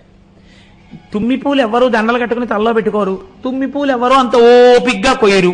కానీ ఆ తుమ్మి పూలు తీసుకొచ్చి ఇలా వేస్తే చాలు, పొంగిపోతాడు. జిల్లేడు సాధారణంగా పాడుపోయిపోయిన ఇళ్లలో ఉంటుంది, అందులోకి అసలు ఎవరు వెళ్ళరు. కాబట్టి మీరు జిల్లేడు పూలు కోసుకున్నారంటే అదేంటంటే పూలన్నీ కోస్తున్నారు అని ఎవరు అడగరు. ఆ జిల్లేడు పువ్వు ఈ 2 వేస్తే చాలు, పొంగిపోతాడు ఆయన. అబ్బబ్బబ్బబ్బా ఎంత పూజ చేసేసావురా అంటట. కాబట్టి చాలా తేలిక వాటిని బుచ్చుకుని పెద్ద ఫలితాలను ఇస్తాను. ఎందుకు భయపడతావు? ఇది అభయముద్ర. అసలు అలా చేస్తానను చాలు. ఇలా ఓ తుమ్మి పువ్వు పట్టుకొచ్చి ఇలా ఓ పాదం మీద వేయి చాలు, నిన్ను కౌగిలించేసుకుంటాను నా వాణ్ణని. ఇది హర, నీ పాపాన్ని హరిస్తాను. హరించడంలో ఒక చిత్రం ఉంది. ఈ హరించినప్పుడు క్రమంగా పెరుగుతాడు ఉపాసకుడు.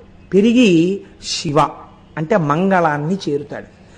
నేను ఈశ్వర నీవాడను కావాలి అంటాడు. ఇప్పుడు ఈ స్థితి ఎలా ఉంటుందో తెలుసా అండి? తన వారి మధ్యలోనే ఉంటాడు, తన భార్యతో ఉంటాడు, తన పిల్లలతో ఉంటాడు, అందరూ తన వాళ్ళతో ఉంటాడు. కానీ తన వాడు ఎవడు అని అడిగితే లోపల మాత్రం నా శివుడు అంటూ ఉంటాడు. పైకి అండి అస్తమానం. అలా అంటే ఇంట్లో గొడవలు వస్తాయి.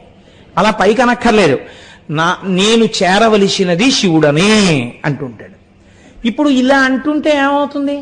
భార్య భర్తని చేరడానికి ఎలా తపిస్తుందో తాను శంకరుణ్ణి చేరడానికి అలా తపిస్తాడు. అందుకే నాయిక నాయక భావనలతో కవిత్వాలన్నీ వచ్చాయండి. రమణ భగవానులంతటి వారు అరుణాచల అక్షర మణిమాల అని చెప్పి రచన చేసి అరుణాచలేశ్వరుణ్ణి పెళ్లి కొడుగ్గా తన్ని పెళ్లి కూతురుగా సంభావన చేసుకున్నారు. ఎందుకు చేస్తారో తెలుసా? అలాగే వైష్ణవ సంప్రదాయం నందు ఆళ్వారులు అని అంటారు. ఆళ్వారులు అంటే ఏమిటో తెలుసా అండి మీకు? సమస్త శుభలక్షణములు కలిగినటువంటి స్త్రీ ఒక అర్థంలో. అందుకే మీరు పూర్వ రాజశాసనాలు చూస్తే ఫలానా ఆళ్వారిని రాజు పెళ్ళాడని ఉంటుంది.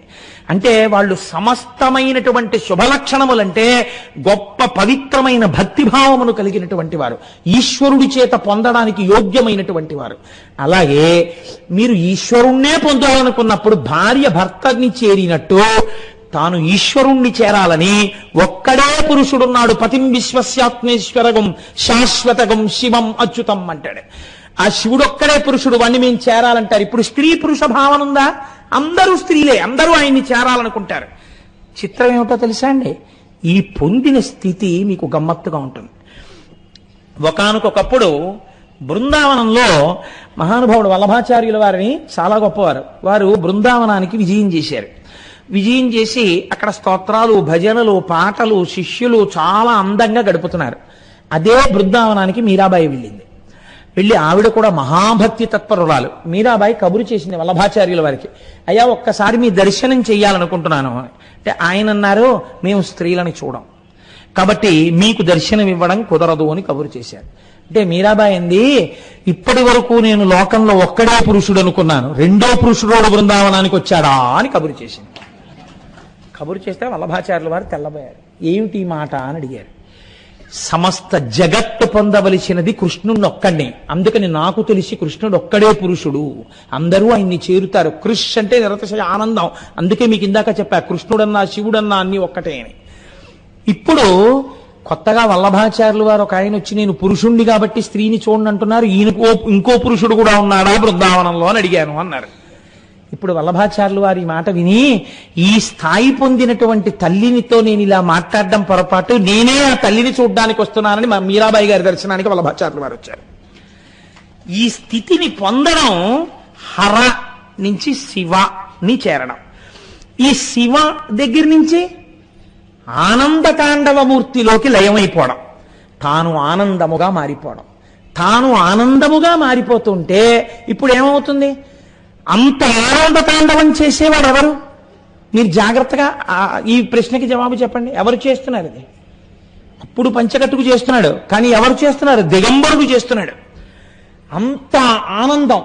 ఆయన బట్టే కట్టుకోడు. ఎందుకు కట్టుకోడో తెలుసా అండి? ఒకసారి భిక్షుకమూర్తిగా వచ్చారు ఆయన. అప్పుడు ఆయన బట్టలు లేకుండా వచ్చారు. ఎందుకు వస్తారు అంటే శరీర భ్రాంతి లేకపోవడాన్ని ఆనందం అంటారు.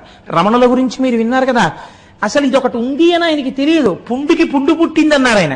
అందుకని ఇది నేనేమిటి, ఇది నేను కాదు, నేను అంతటా నిండి ఉన్నాను, నాకు మరణం ఏమిటి, నా శరీరానికి మరణం ఉంది, నాకు మరణం లేదన్నారు. అటువంటి ఆత్మస్వరూపి అయినటువంటి ఆనంద తాండవమూర్తి యందు సాధకుడు కలిసిపోతే అప్పుడు ఏమవుతుంది? తానే నటరాజు అయిపోయాడు, తానే ఆనంద తాండవమూర్తి అయిపోయాడు. ఇప్పుడు ఇంకా ఇంకా ఆయనకి మళ్ళీ చావడం అన్నది ఉండా?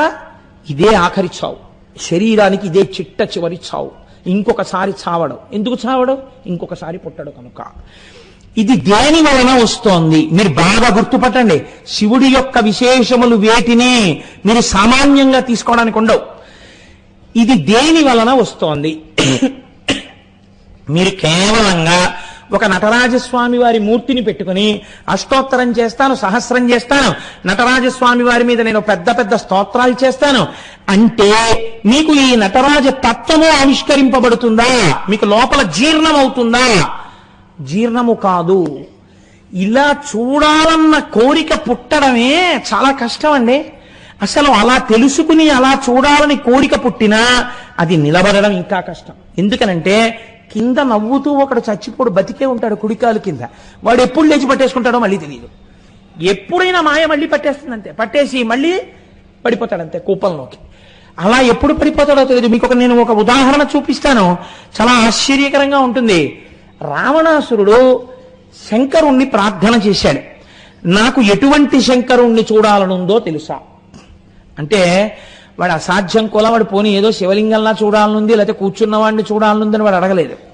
నాకు జటాటవీగల జల ప్రవాహ పావిత స్థలే గళేవలంబ్యలంబితాంభుజంగ తుంగమాలికాం ఢమఢమఢమఢమన్నినాదమడ్డవర్వయం చకార చండ తాండవంతనోతున శివ శివం జటాకటాహ సంభ్రమ భ్రమన్నిలింప నిర్జరీ విలోల వీచి వల్లరీ విరాజమానమూర్ధని ధగద్ధగద్ధగజ్వలల్లలాట పట్టపావకే కిశోర చంద్రశేఖరే రతి ప్రతిక్షణం మమ ధరాధరేంద్రనందిని విలాస బంధు బంధుర స్ఫురద్దిగంత సంతతి ప్రమోదమాన మానసే కృపాకటాక్షధోరణి నిరుద్ధదుర్ధరాపతి క్వచిద్దిగంబరే మనో వినోదమేతుమస్తుని జటాభుజంగ పింగళ స్ఫురత్మణామణి ప్రభా కదంబ కుంకుమద్రవ ప్రలిప్త దిగ్వధూముఖే మదాంద సింధుర స్ఫురత్తదుత్తరీయ మేదురే మనోవినోదమద్భుతం బిభర్తుభూత భర్తరి సహస్రలోచన ప్రభృత్య శేషలేఖ శేఖర ప్రసూనధూళిధోరణి విధూసరంగ్రిపీఠభూ భుజంగరాజమాలయా నిబద్ధజాట జూటక శ్రియై చరాయజాయతాం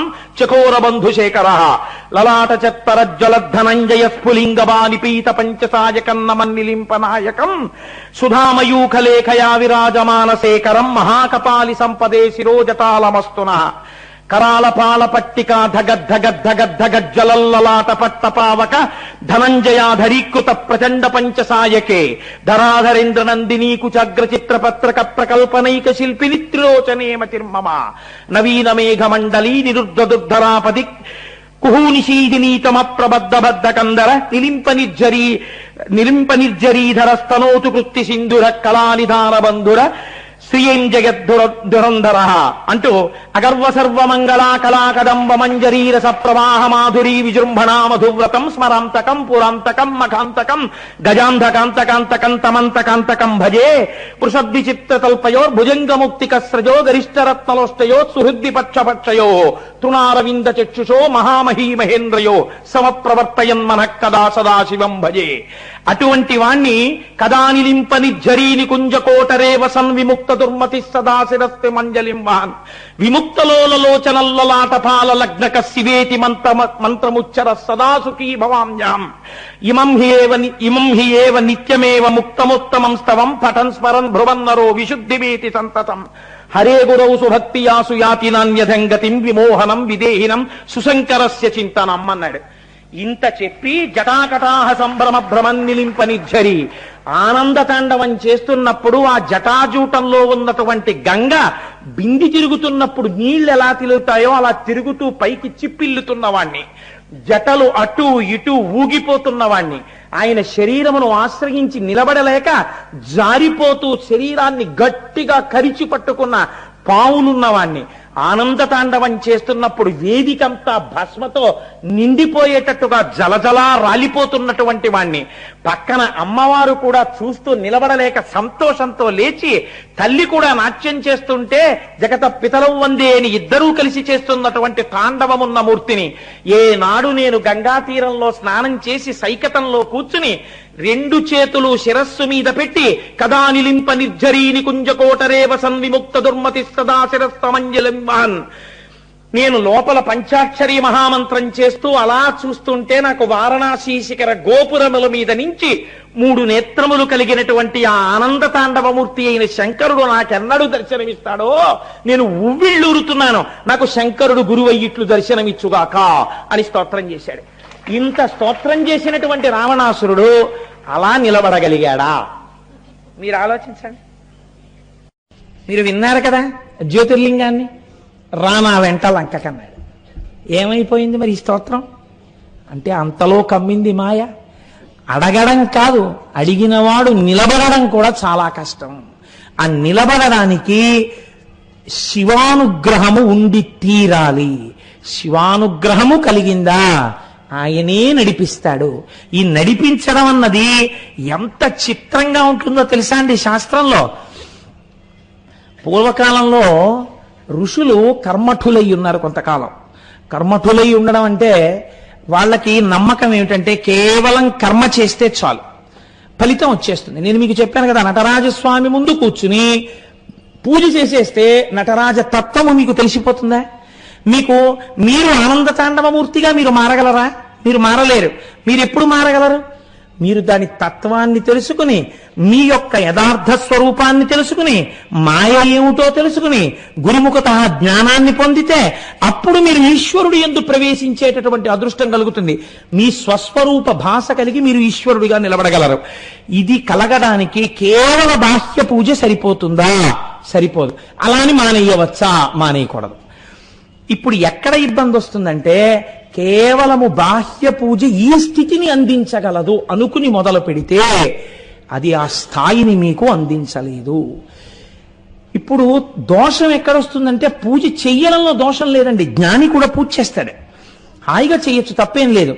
కానీ పూజ చేసేటప్పుడు ఈ పూజ పండి ఫలించి ఈశ్వరానుగ్రహంగా మారి నాకు జ్ఞానాన్ని ఇస్తుంది అని పూజ చెయ్యాలి తప్ప కేవలం ఈ పూజ నన్ను ఉద్ధరించేసి ఈశ్వరుల్లో కలిపేస్తుందని అనుకుంటే కించిత్ పొరపాటు అయినట్టు.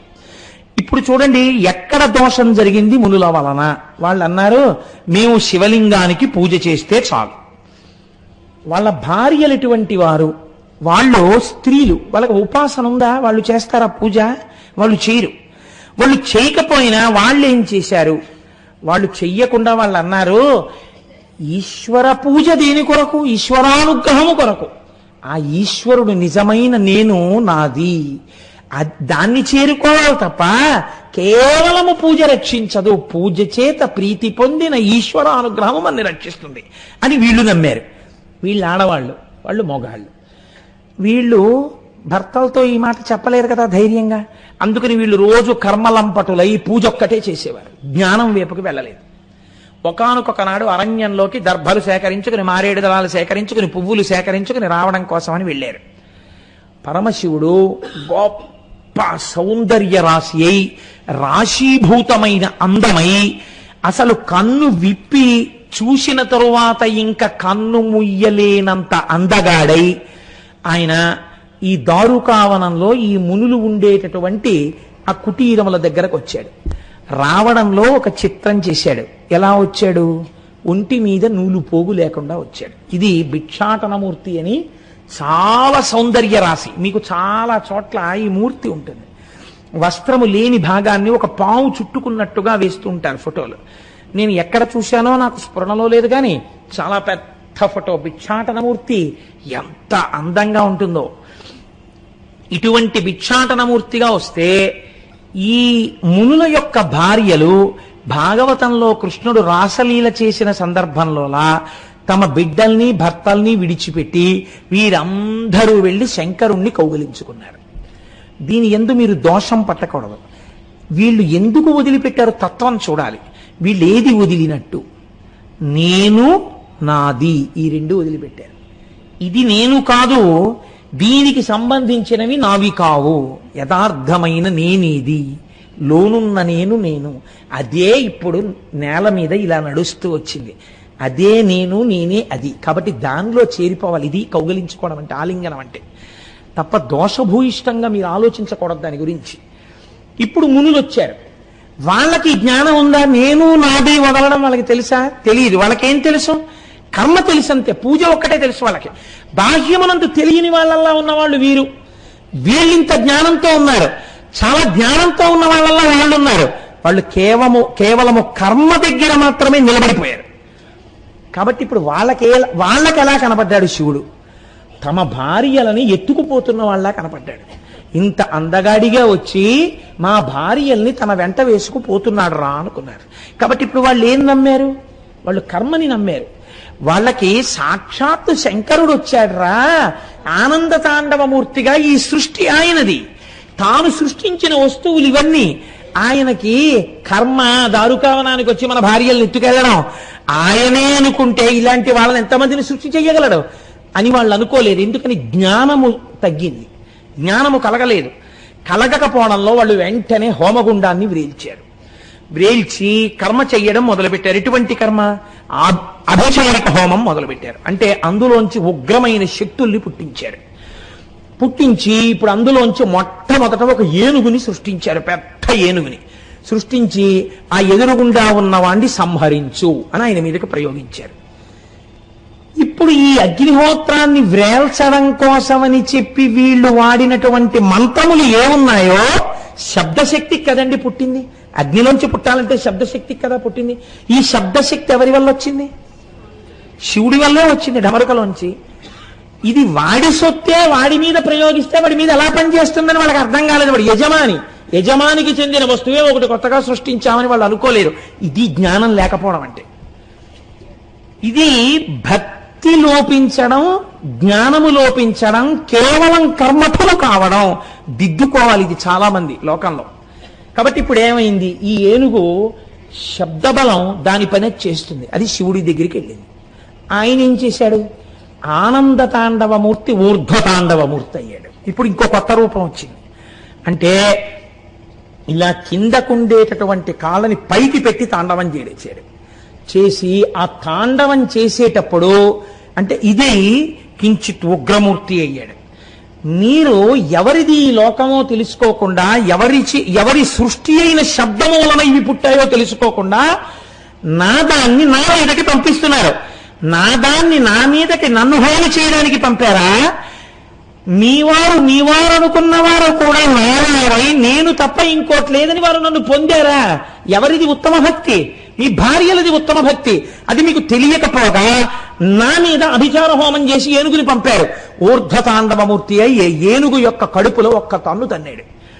అది చిన్నాభిన్నమైపోయి చిన్ని చిన్ని ముక్కలైపోయి అంతరిక్షంలోకి ఎగిరిపోయింది. ఆ ఏనుగు ఎగిరిపోతే వాళ్ళ కోపం వచ్చింది. కోపం వచ్చి మళ్ళీ వాళ్ళు అభిచార హోమం చేశారు. అంటే వాళ్ళ బుద్ధి ఎందో మార్పు రాలేదు.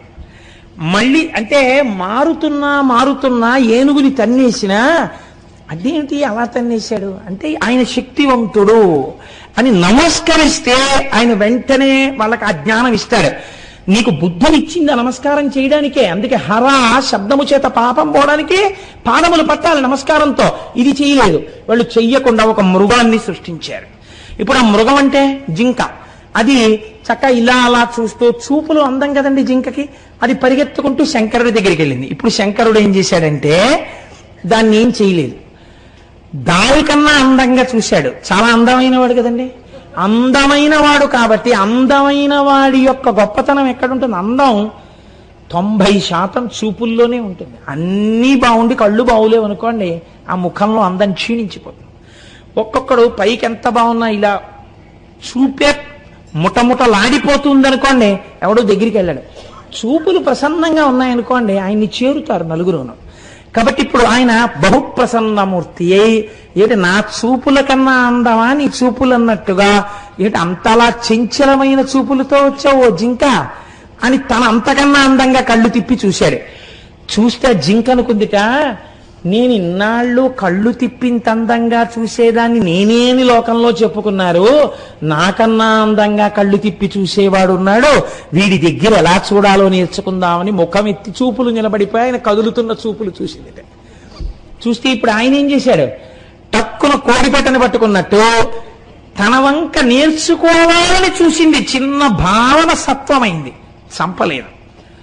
టక్కన దాన్ని 4 కాళ్ళని పట్టుకుని ఇలా పైకెత్తో చేత్తో పట్టుకున్నాడు.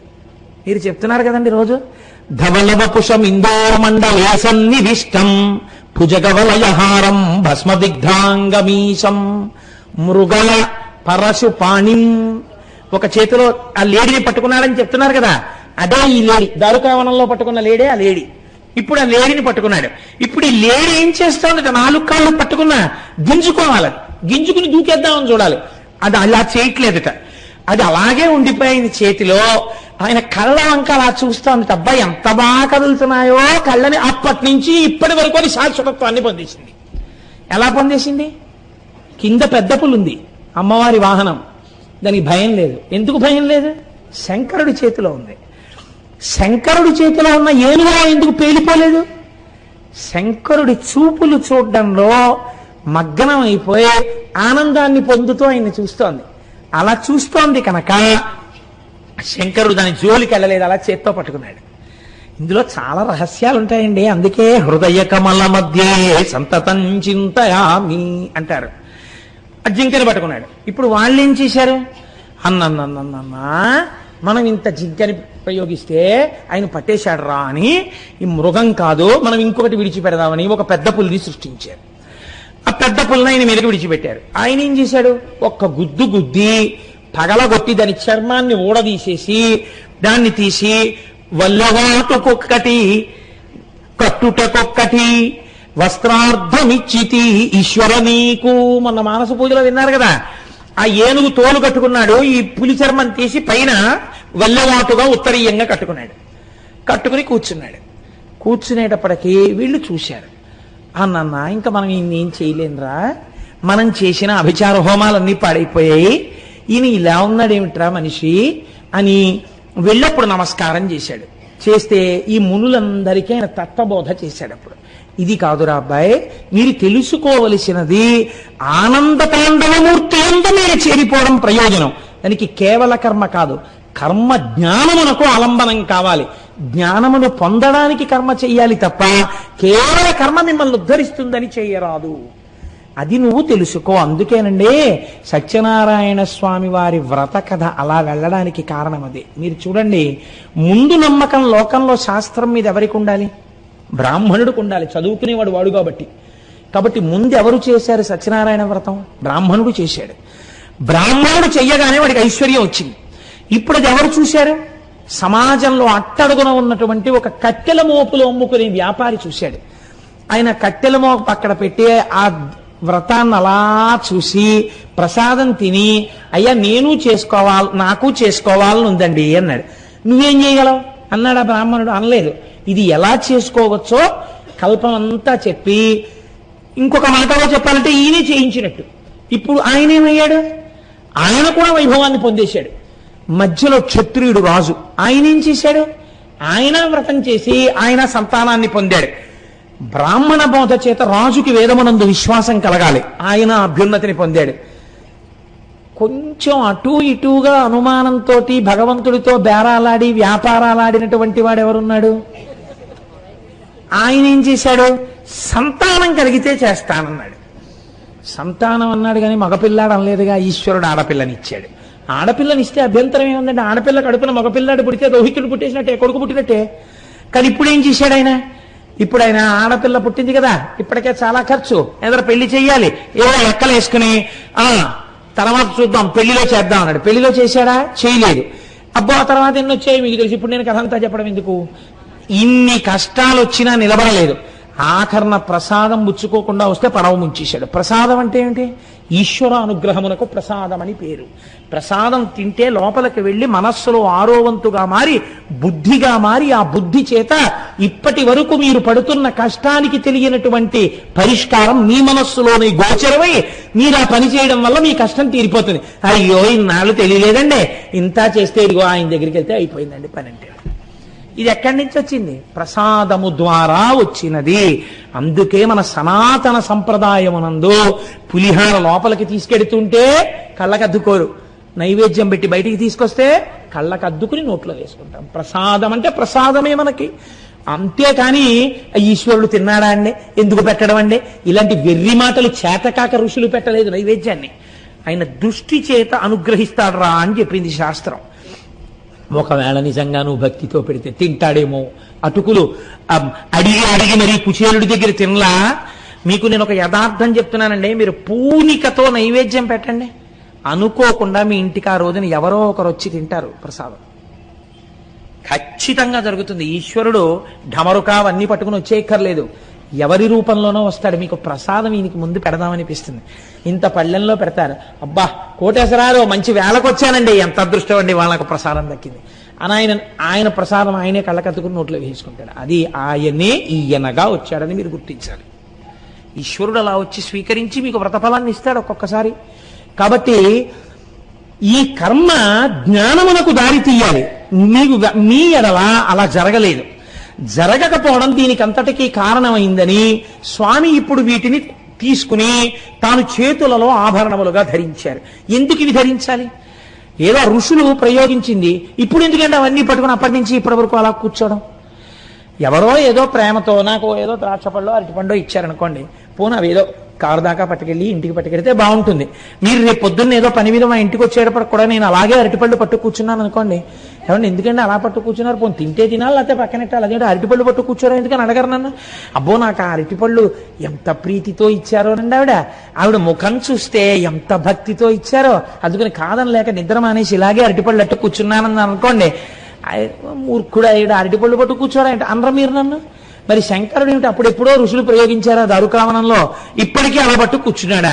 ఎందుకంటే ఆ పట్టు కూర్చోవడం అంటే తత్వ పరిశీలనం చేసి చెప్పగలిగినటువంటి శంకరుడు శంకరాచార్యుల వారిగా వచ్చాడు. మళ్ళీ ఆయనకేగా తెలియాలి ఎందుకు పట్టుకున్నాడో, అరటిపళ్ళు ఎందుకు పట్టుకున్నానో అసలు రహస్యం చెప్పవలసిన వాడికి నేనేగా చెప్పవలసింది. అలా గురువు రూపంలో అదే శంకరుడు వచ్చాడు. మళ్ళీ వచ్చి ఎందుకు పట్టుకున్నాడో ఇప్పుడు శంకరాచార్యుల వారిగా శివానంద లహరిలో చెప్పాడు. ఆయన ఎక్కడ చెప్పారు? కరలగ్నము మృగ కరేంద్రభంగో ఘన శార్దూల విఖండనోస్తజంతు గిరిశో విశదాకృతిశ్చ చేత కుహరే పంచముఖోస్తి మే కుతోభైః అని ఒక శ్లోకాన్ని రచన చేశారు. కరలగ్న మృగ, చేతితో పట్టుకోబడినటువంటి మృగమున్నవాడు. మరి మీరు ధ్యాన శ్లోకం చెప్తున్నారు కదండి ఇప్పటికీ అదే. ఈ మృగమునకు అర్థం ఏమిటో తెలుసండి? ఇది చించలమై ఉంటుంది. జింక లేదా లేడీ ఎప్పుడూ కూడా ఇలా పరిగెడుతుంది, ఆగుతుంది, చూస్తుంది, పరిగెడుతుంటుంది. భీతహరిణ అంటారు. భయంతో అలా పరుగులు తీస్తూ ఉంటుంది, ఆగుతూ ఉంటుంది, వెడుతూ ఉంటుంది, చంచలత్వంతో ఉంటుంది తప్ప ఎప్పుడో చోట స్థిరంగా అలా నిలబడి ఓ ఏనుగులాగో అలా ఏం ఉండదు. ఇప్పుడు ఈ జింకని వేటాడేటప్పుడు సింహానికో లక్షణం ఉంటుంది. అది ఏం చేస్తుంది అంటే జింకని చంపేటప్పుడు అదే పనిగాను హీన ప్రకృతితో చంపదు. సింహం చంపితే సింహంలాగే చంపుతుంది, ఒక్క దెబ్బ కొడుతుంది అంతే. అసలు కొట్టక్కర్లేదండి.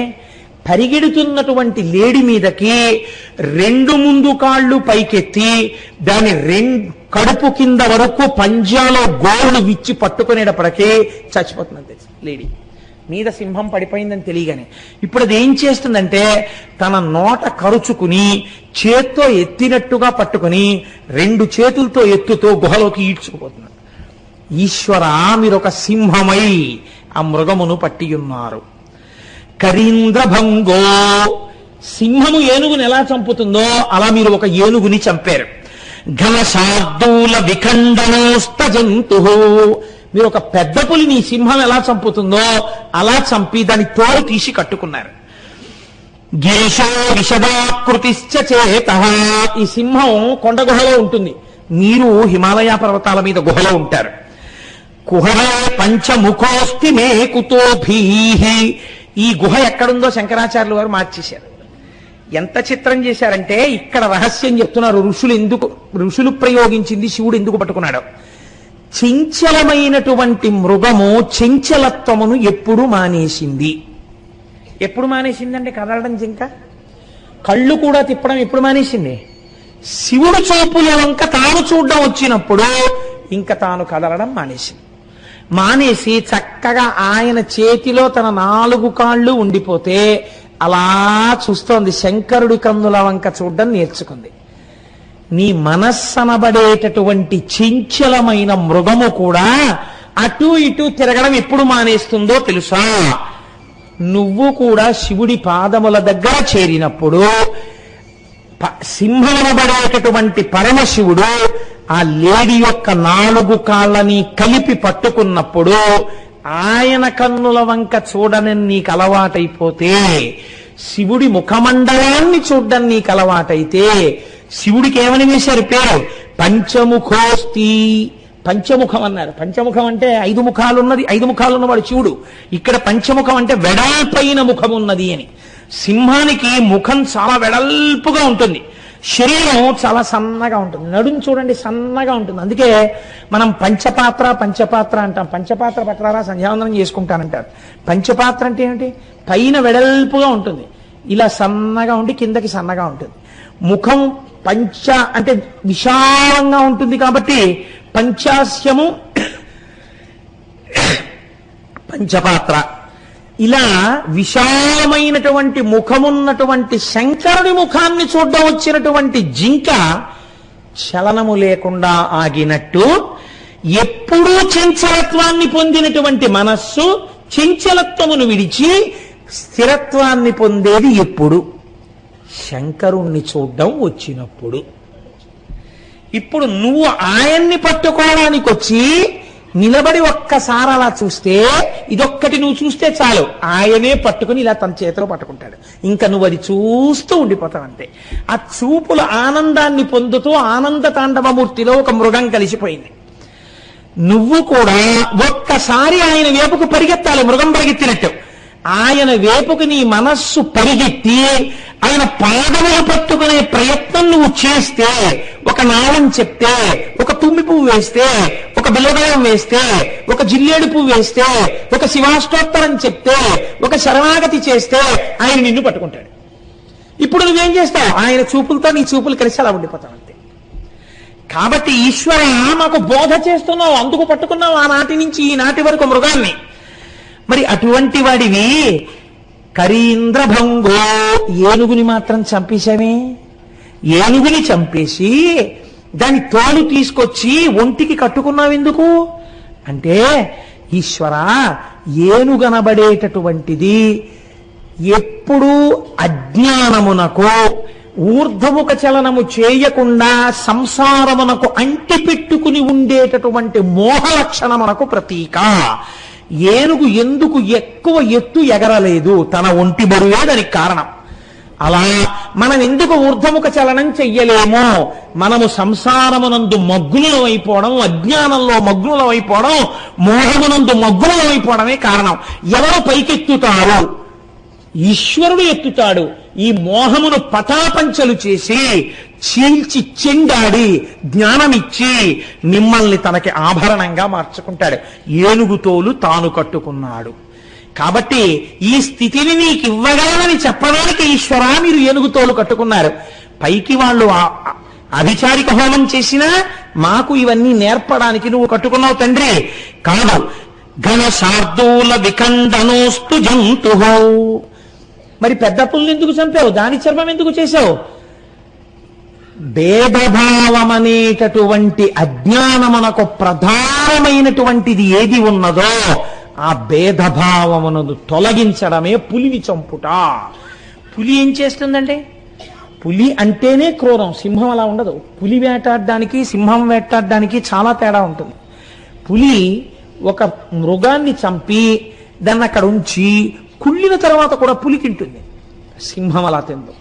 గ్రాసము లేక సృక్కినను అని సింహం మీద పద్యం. ఆఖరికి అన్నం లేక నీరసించిపోయినా ఏనుగు కుంభస్థలంలో మాంసం తినాలని ఆశపడుతుంది, కానీ గుంటనక్కని వేటాడి బతుకుదామని సింహం అనుకోదు. సింహం సింహమే. కాబట్టి అన్నీ తనదైన మృగరాజు సింహం. ఈశ్వర మీరు సింహం. మరి మీరు పులిని ఎందుకు చంపారు? పులి అంటే భేదభావము, క్రౌర్యము. క్రౌర్యమునకు కారణం ఎక్కడి నుంచి వచ్చింది? భేదములోంచి వచ్చింది. వాడు వేరు, తాను వేరు. ఈ వేరేది ఎక్కడ కనపడినా దాని పర్యవసానము క్రోధమునందో కామమునందో. కామానికి అక్క చెల్లెలు క్రోధం. ఏదో రకంగా కోపము, భేదము, శత్రుత్వము, వైషమ్యము, ద్వేషించుట ఇవి వచ్చి తేలితాయి. అంతా ఒక్కటే అన్ననాడు, అన్నీ అదే అయిన నాడు మీరు ఎవరిని భేదభావంతో చూస్తారు? అన్నీ వాడయ్యున్నాడు. ఈ అన్నీ వాడయ్యున్నాడన్న పరమసత్యాన్ని చెప్పడం, దాన్ని చంపి తోలు ఉడదీసి తాను కట్టుకోవడం, ఇప్పుడు అది పవిత్రమైపోయింది. ఈ భేదభావాన్ని నిర్మూలించడం, పులిని చంపడం. అటువంటి వాడివి ఆ సింహం ఎక్కడ పడుకుంది? పర్వత గుహలో పడుకుంది. నువ్వెక్కడ పడుకున్నావు? ఈశ్వర నీవు కూడా పర్వత గుహలో పడుకుంటావు. నువ్వు పడుకున్నటువంటి పర్వత గుహ ఎక్కడున్నదో తెలుసా? ఇక్కడే నా హృదయం అనబడేటటువంటి పర్వత గుహ యందు నీవు పడుకుని ఉన్నావు. పడుకుని నువ్వు నోరు తెరిచి ఇలా రెండు పాదాలు ముందుకేసి నువ్వు నోరు తెరిచి నాల్క జాపి నువ్వు అలా చూస్తూ ఉంటే ఈ పులి కాని, ఈ మృగం కాని, ఈ ఏనుగు కాని ఇవి ఏమైనా పనికొస్తాయా? పంచముఖోస్తి మే కుతో భీహి. ఇంకా నాకు భయం ఎందుకు? ఇప్పుడు నాకు భయం ఎక్కడుంది? ఇప్పుడు నాకు భయం లేదు. ఏమియో ఉన్నదొక్కటే పదార్థం, ఏకమేవా అద్వితీయం బ్రహ్మ, పూర్ణమైన అద్వైత స్థితి. కాబట్టి ఇప్పుడు భయం ఎందుకు? ఈశ్వరుడు ఇక్కడే ఉన్నాడు. ఈ పూనికకి ఆలంబనం ఎక్కడ కుదరాలి? భక్తి ఎందు కుదరాలి. హరుడిగా పాప విమోచనానికి మీరు ఆయన పాదాలు పట్టుకోవాలి. ఈ పాదాలు పట్టడం కూడా మనకి చేత కాదని ఎంత వ్యంగ్యధ్వనితో నేర్పారండి శంకరాచార్యులు వారు. పరమేశ్వర తత్వమునందు ఒక ఆశ్చర్యకరమైన లక్షణం ఉంటుంది. మీరు తెలిసి పెట్టుకోండి, తెలియక పట్టుకోండి. ఒక కర్పూరం ప్యాకెట్ మీరు జేబులో వేసుకున్నారు, అది చాలాసేపు మీ జేబులో ఉంది. తర్వాత కర్పూరం ప్యాకెట్ తీసేశారు, కానీ ఈ జేబులోంచి ఏ వాసన వస్తుంది? కర్పూరం వాసనే వస్తుంది. అలాగే మీరు తెలిసి పట్టుకోండి, తెలియక పట్టుకోండి, ఈశ్వరుడు మీకు ఏది నశించదో దాన్ని ఇచ్చే ప్రయత్నమే చేస్తాడు ఇప్పుడు. అందుకనే చూడండి, మీరు ఒక అష్టోత్తరాన్ని తెలిసో తెలియకో నామం పలికారనుకోండి, ఫలితం ఇస్తాడు. ఈశ్వరుడు పలకడానికి నోరిచ్చాడు, పలకనని నువ్వు భీష్మించు కూర్చుంటే నీ చేత పలికిస్తాడు అనుకుంటున్నావా? పలకడం నీ బాధ్యత. నువ్వు పలకను అంటే, నువ్వు పలకకుండా కూర్చుంటే పతనము నీది. ఈశ్వరుడిచ్చిన నోరు దుర్వినియోగం అయిపోయింది, నువ్వు పాడైపోతున్నావేమో, ఈశ్వరుడికేం బాధ లేదు. కాబట్టి హరా ముందు పట్టుకోవాలి. ఈ పట్టుకోవడంలో మీరు వెటకారంతో పట్టుకోండి. ఈశ్వరుడు ఎంత దయాళు అంటే వెటకారంతో పట్టుకోండి. తెలియదు, తండ్రి మహానుభావుడు అన్న విషయం తెలియక్కర్లేదు. తెలియకుండా పసిపిల్లవాడు ఏం చేశాడు? నాన్నగారు ఏదో చదువుకుంటుంటే పాదాల దగ్గరికి వచ్చి కూర్చుని, నాన్నగారి పాదాల దగ్గర కూర్చుని వాడు నాన్నగారి పంచ అంచు పట్టుకుని ఏదేదో మాట్లాడుతూ ఆ అంచు మీద చుక్కలన్నింటినీ చూసి ఊ ఆ అంటూ వాటితో ఆడుతూ పాదాల మీద పడుకుని ఆ పాదాలు చప్పరిస్తూ పడుకున్నాడు. తండ్రి ఏం చేస్తాడు? వాడు పడుకుంటే పడుకున్నాడులే, పాదాల మీద నూరుకుంటాడా? గభాలన వాడు ఏ బొటన వేలునో ఏ కాలి వేలునో నోట్లో పెట్టుకుంటే ఆ మట్టితో పాటు కొన్ని సూక్ష్మాంగ జీవులు వాడి కడుపులో కెడితే రేపు పొద్దున్న వాడికి వాంతులవుతాయో, అతిసారం వస్తుందో అని, అలా నానా తప్పు, కాళ్ళు నాక్కూడదు అని గభాలన తీసి తొడ మీద కూర్చోబెట్టుకున్నాడు. చేయరాని పని, తప్పైన పని, బిడ్డలు అజ్ఞానంతో చేసిన పైకెత్తి తండ్రి తొడ మీద కూర్చోబెట్టుకోవాలా? అలా నువ్వు వ్యంగ్యంతో చేసినా, వెటకారంతో చేసినా, ఈశ్వరుడి జోలికి వెళ్ళినప్పుడు మాత్రం ఈశ్వరుడు నిన్ను తనలోకి చేర్చుకునే ప్రయత్నం చేస్తాడు. పోన్లే ఇలాగైనా అన్నాళ్ళేరా నా మాట అంటట. ఎంత దయాళువు చూడండి. కాబట్టి ఇది చాలా చిత్రంగా ఉంటుందండి. ఎన్నడూ తల్లిదండ్రులు జ్ఞాపకం రానివారు అసలు తండ్రి గారిని ఏ ఫంక్షన్కి పిలవలేదు. ఆయన గుడ్ల నీరు కుక్కుని పాపం ఉండిపోయాడు. ఉండిపోతే 10 మంది ఏటయా మీ అబ్బాయి నిన్ను పిలవాలంటే, తండ్రివి వెళ్ళక అందరం బయలుదేరుతున్నావు, నువ్వు ఒక్కడే ఉండిపోవడం బాగాలేదురా అన్నాడు. అని బాగా దగ్గర స్నేహితుడు ఎవరో, అలా ఉండిపోవడం బాగోలేదు అబ్బాయి, రా తీసుకెళ్తాను, ఎందుకు పలకరించడం చూస్తాను అని తీసుకెళ్ళాడు. ఈయనతో కలిసి ఈయన కారు దిగి లోపలికి వస్తుంటే ఈయన ఏమైనా అనుకుంటాడేమోనని తండ్రిని చూసి, నాన్నగారు ఏమిటన్నా పిలవకపోయినా వచ్చారు, బాగున్నారా అన్నాడు కొడుకు. ఈ మాటకి తండ్రి ఏమంటాడో తెలుసా అండి? పిలవకపోయినా వచ్చారా అన్నాడు అనుకోడు.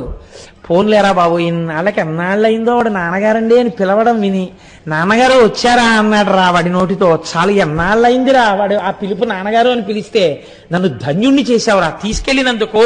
ఎలా అంటే అన్నయ్య వాడు నాన్నగారు అని పిలిచి, నేను చూసి ఎన్నాళ్ళయిందిరా, ఇన్నాళ్ళకి విన్నాను రా, చాలు నేను వచ్చినందుకంటాడు.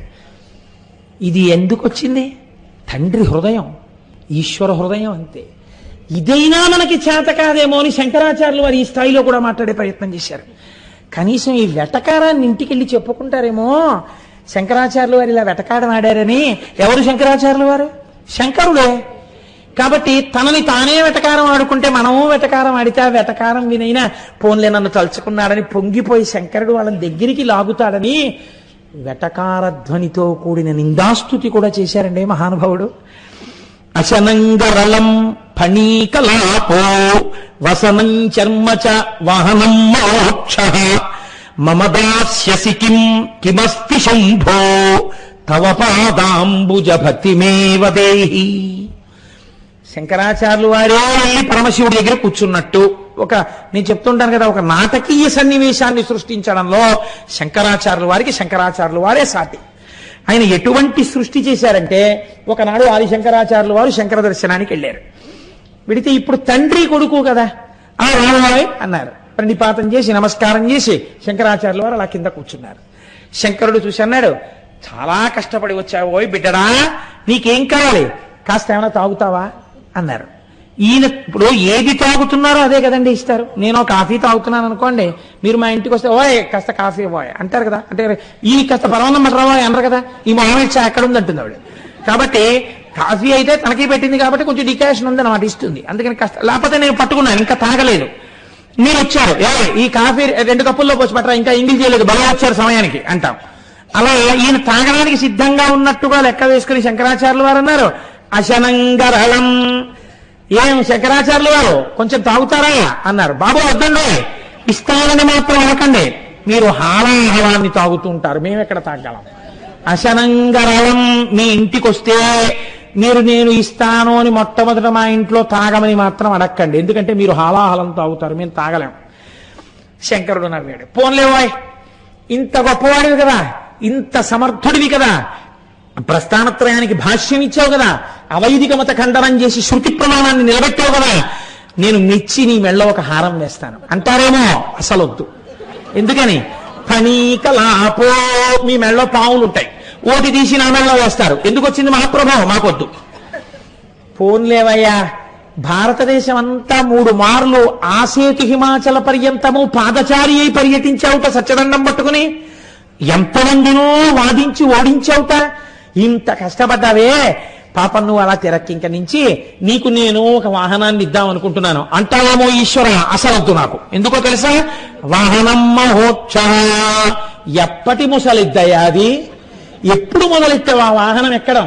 ఇగో నిన్న మొన్నటి వరకు 17 ఏళ్ల నుంచి నేను ఒకే స్కూటర్ వాడినట్టు అలా ఎంత ముసలి ఎద్దు. అందుకని పాపం ఆ ఎద్దు ఎంత అలిసిపోయి ఉంటుంది. ఇప్పుడు నాకు ఇచ్చి దాని మీద ఆసేతు హిమాచల పర్యంతం తిరుగని చెప్పకు. అందుకని వాహనం మోక్ష నాకు అక్కర్లేదు. పోనీ ఇంకేమిమ్మంటావు అంటావా? నేను అడిగింది ఒక్కటి చాలు. ఏమిటో తెలుసా? మమ దాస్యసి కిం కిమస్తి శంభో తవ పాదాంబుజ భక్తిమేవ దాహి. నీ పాదార విందముల యందు భక్తినివ్వయా చాలు నాకు. ఏ ఇంత పరికిమాలినవాడైతే భక్తి ఎందుకు అంటే నిందాస్తుతి. ఇలా అయినా కనీసం అంటే మిగిలింది ఏమీ అర్థం కాకపోయినా శంకరాచార్యులు వారు శంకరుడికి వంక పెట్టి మాట్లాడిన విషయం బాగా గుర్తుండిపోతే కనీసం ఇంటికెళ్ళి మళ్ళీ పలహారం చేసేటప్పుడు ఏమండో శంకరుణ్ణి శంకరాచార్యులు వారి ఇంటికి వెడితే ఎలా మాట్లాడారో తెలుసా? ఇవాళ ఆయన ఉపన్యాసంలో చెప్పాడు అని ఒకసారి మళ్ళీ ఇది తలుచుకుంటే ఎలా అంటే, ఒక్కసారి శంకరుడు హాలాహలం తాగుతాడు, అది లోకం కోసమే కదా తాగాడు. హాలాహలం తాగడం ఇవన్నీ వాడు స్ఫురణ చేసుకున్నాడు కదా అని ప్రాసంగిక పుణ్యము అన్న పుణ్యాన్ని వాడి ఖాతాలో వేసేసి వాడు ఇంకా ఇంకా ఆయన నామం చెప్పేటట్టుగా అనుగ్రహించేస్తాట. కాబట్టి హరా, మా పాపములు తీయడం కోసం ఎంత కారుణ్యమూర్తివయ్యా, ఎంత సులభుడవయ్యా శంకర. కాబట్టి అంతటి సులభమైన నా హృదయ గుహలో కూర్చుని నువ్వు నోరు తెరుచుకుని ఉండగా నాకు భీతి ఎందుకు, నాకు భయం ఎందుకు, నువ్వే నన్ను కాపాడుకుంటావన్నారు శంకర భగవత్పాదులు. కాబట్టి అటువంటి ఆనంద తాండవమూర్తి యొక్క అనుగ్రహము మనకు కలిగి మనుష్య జన్మ యొక్క ప్రయోజనము నెరవేరేటట్టుగా నిర్హేతుక కృపాకటాక్ష వీక్షణముల చేత ఈశ్వరానుగ్రహము మన యందు ప్రసరింపబడాలని ఆ సర్వేశ్వరుణ్ణి ప్రార్థన చేస్తూ రేపటి రోజున మరొక ముఖ్యమైన విషయాన్ని, దానితో పాటు సుబ్రహ్మణ్యేశ్వర స్వామి వారి యొక్క విశేషాల్ని ఎల్లుండి నుంచి ప్రారంభం చేస్తాను.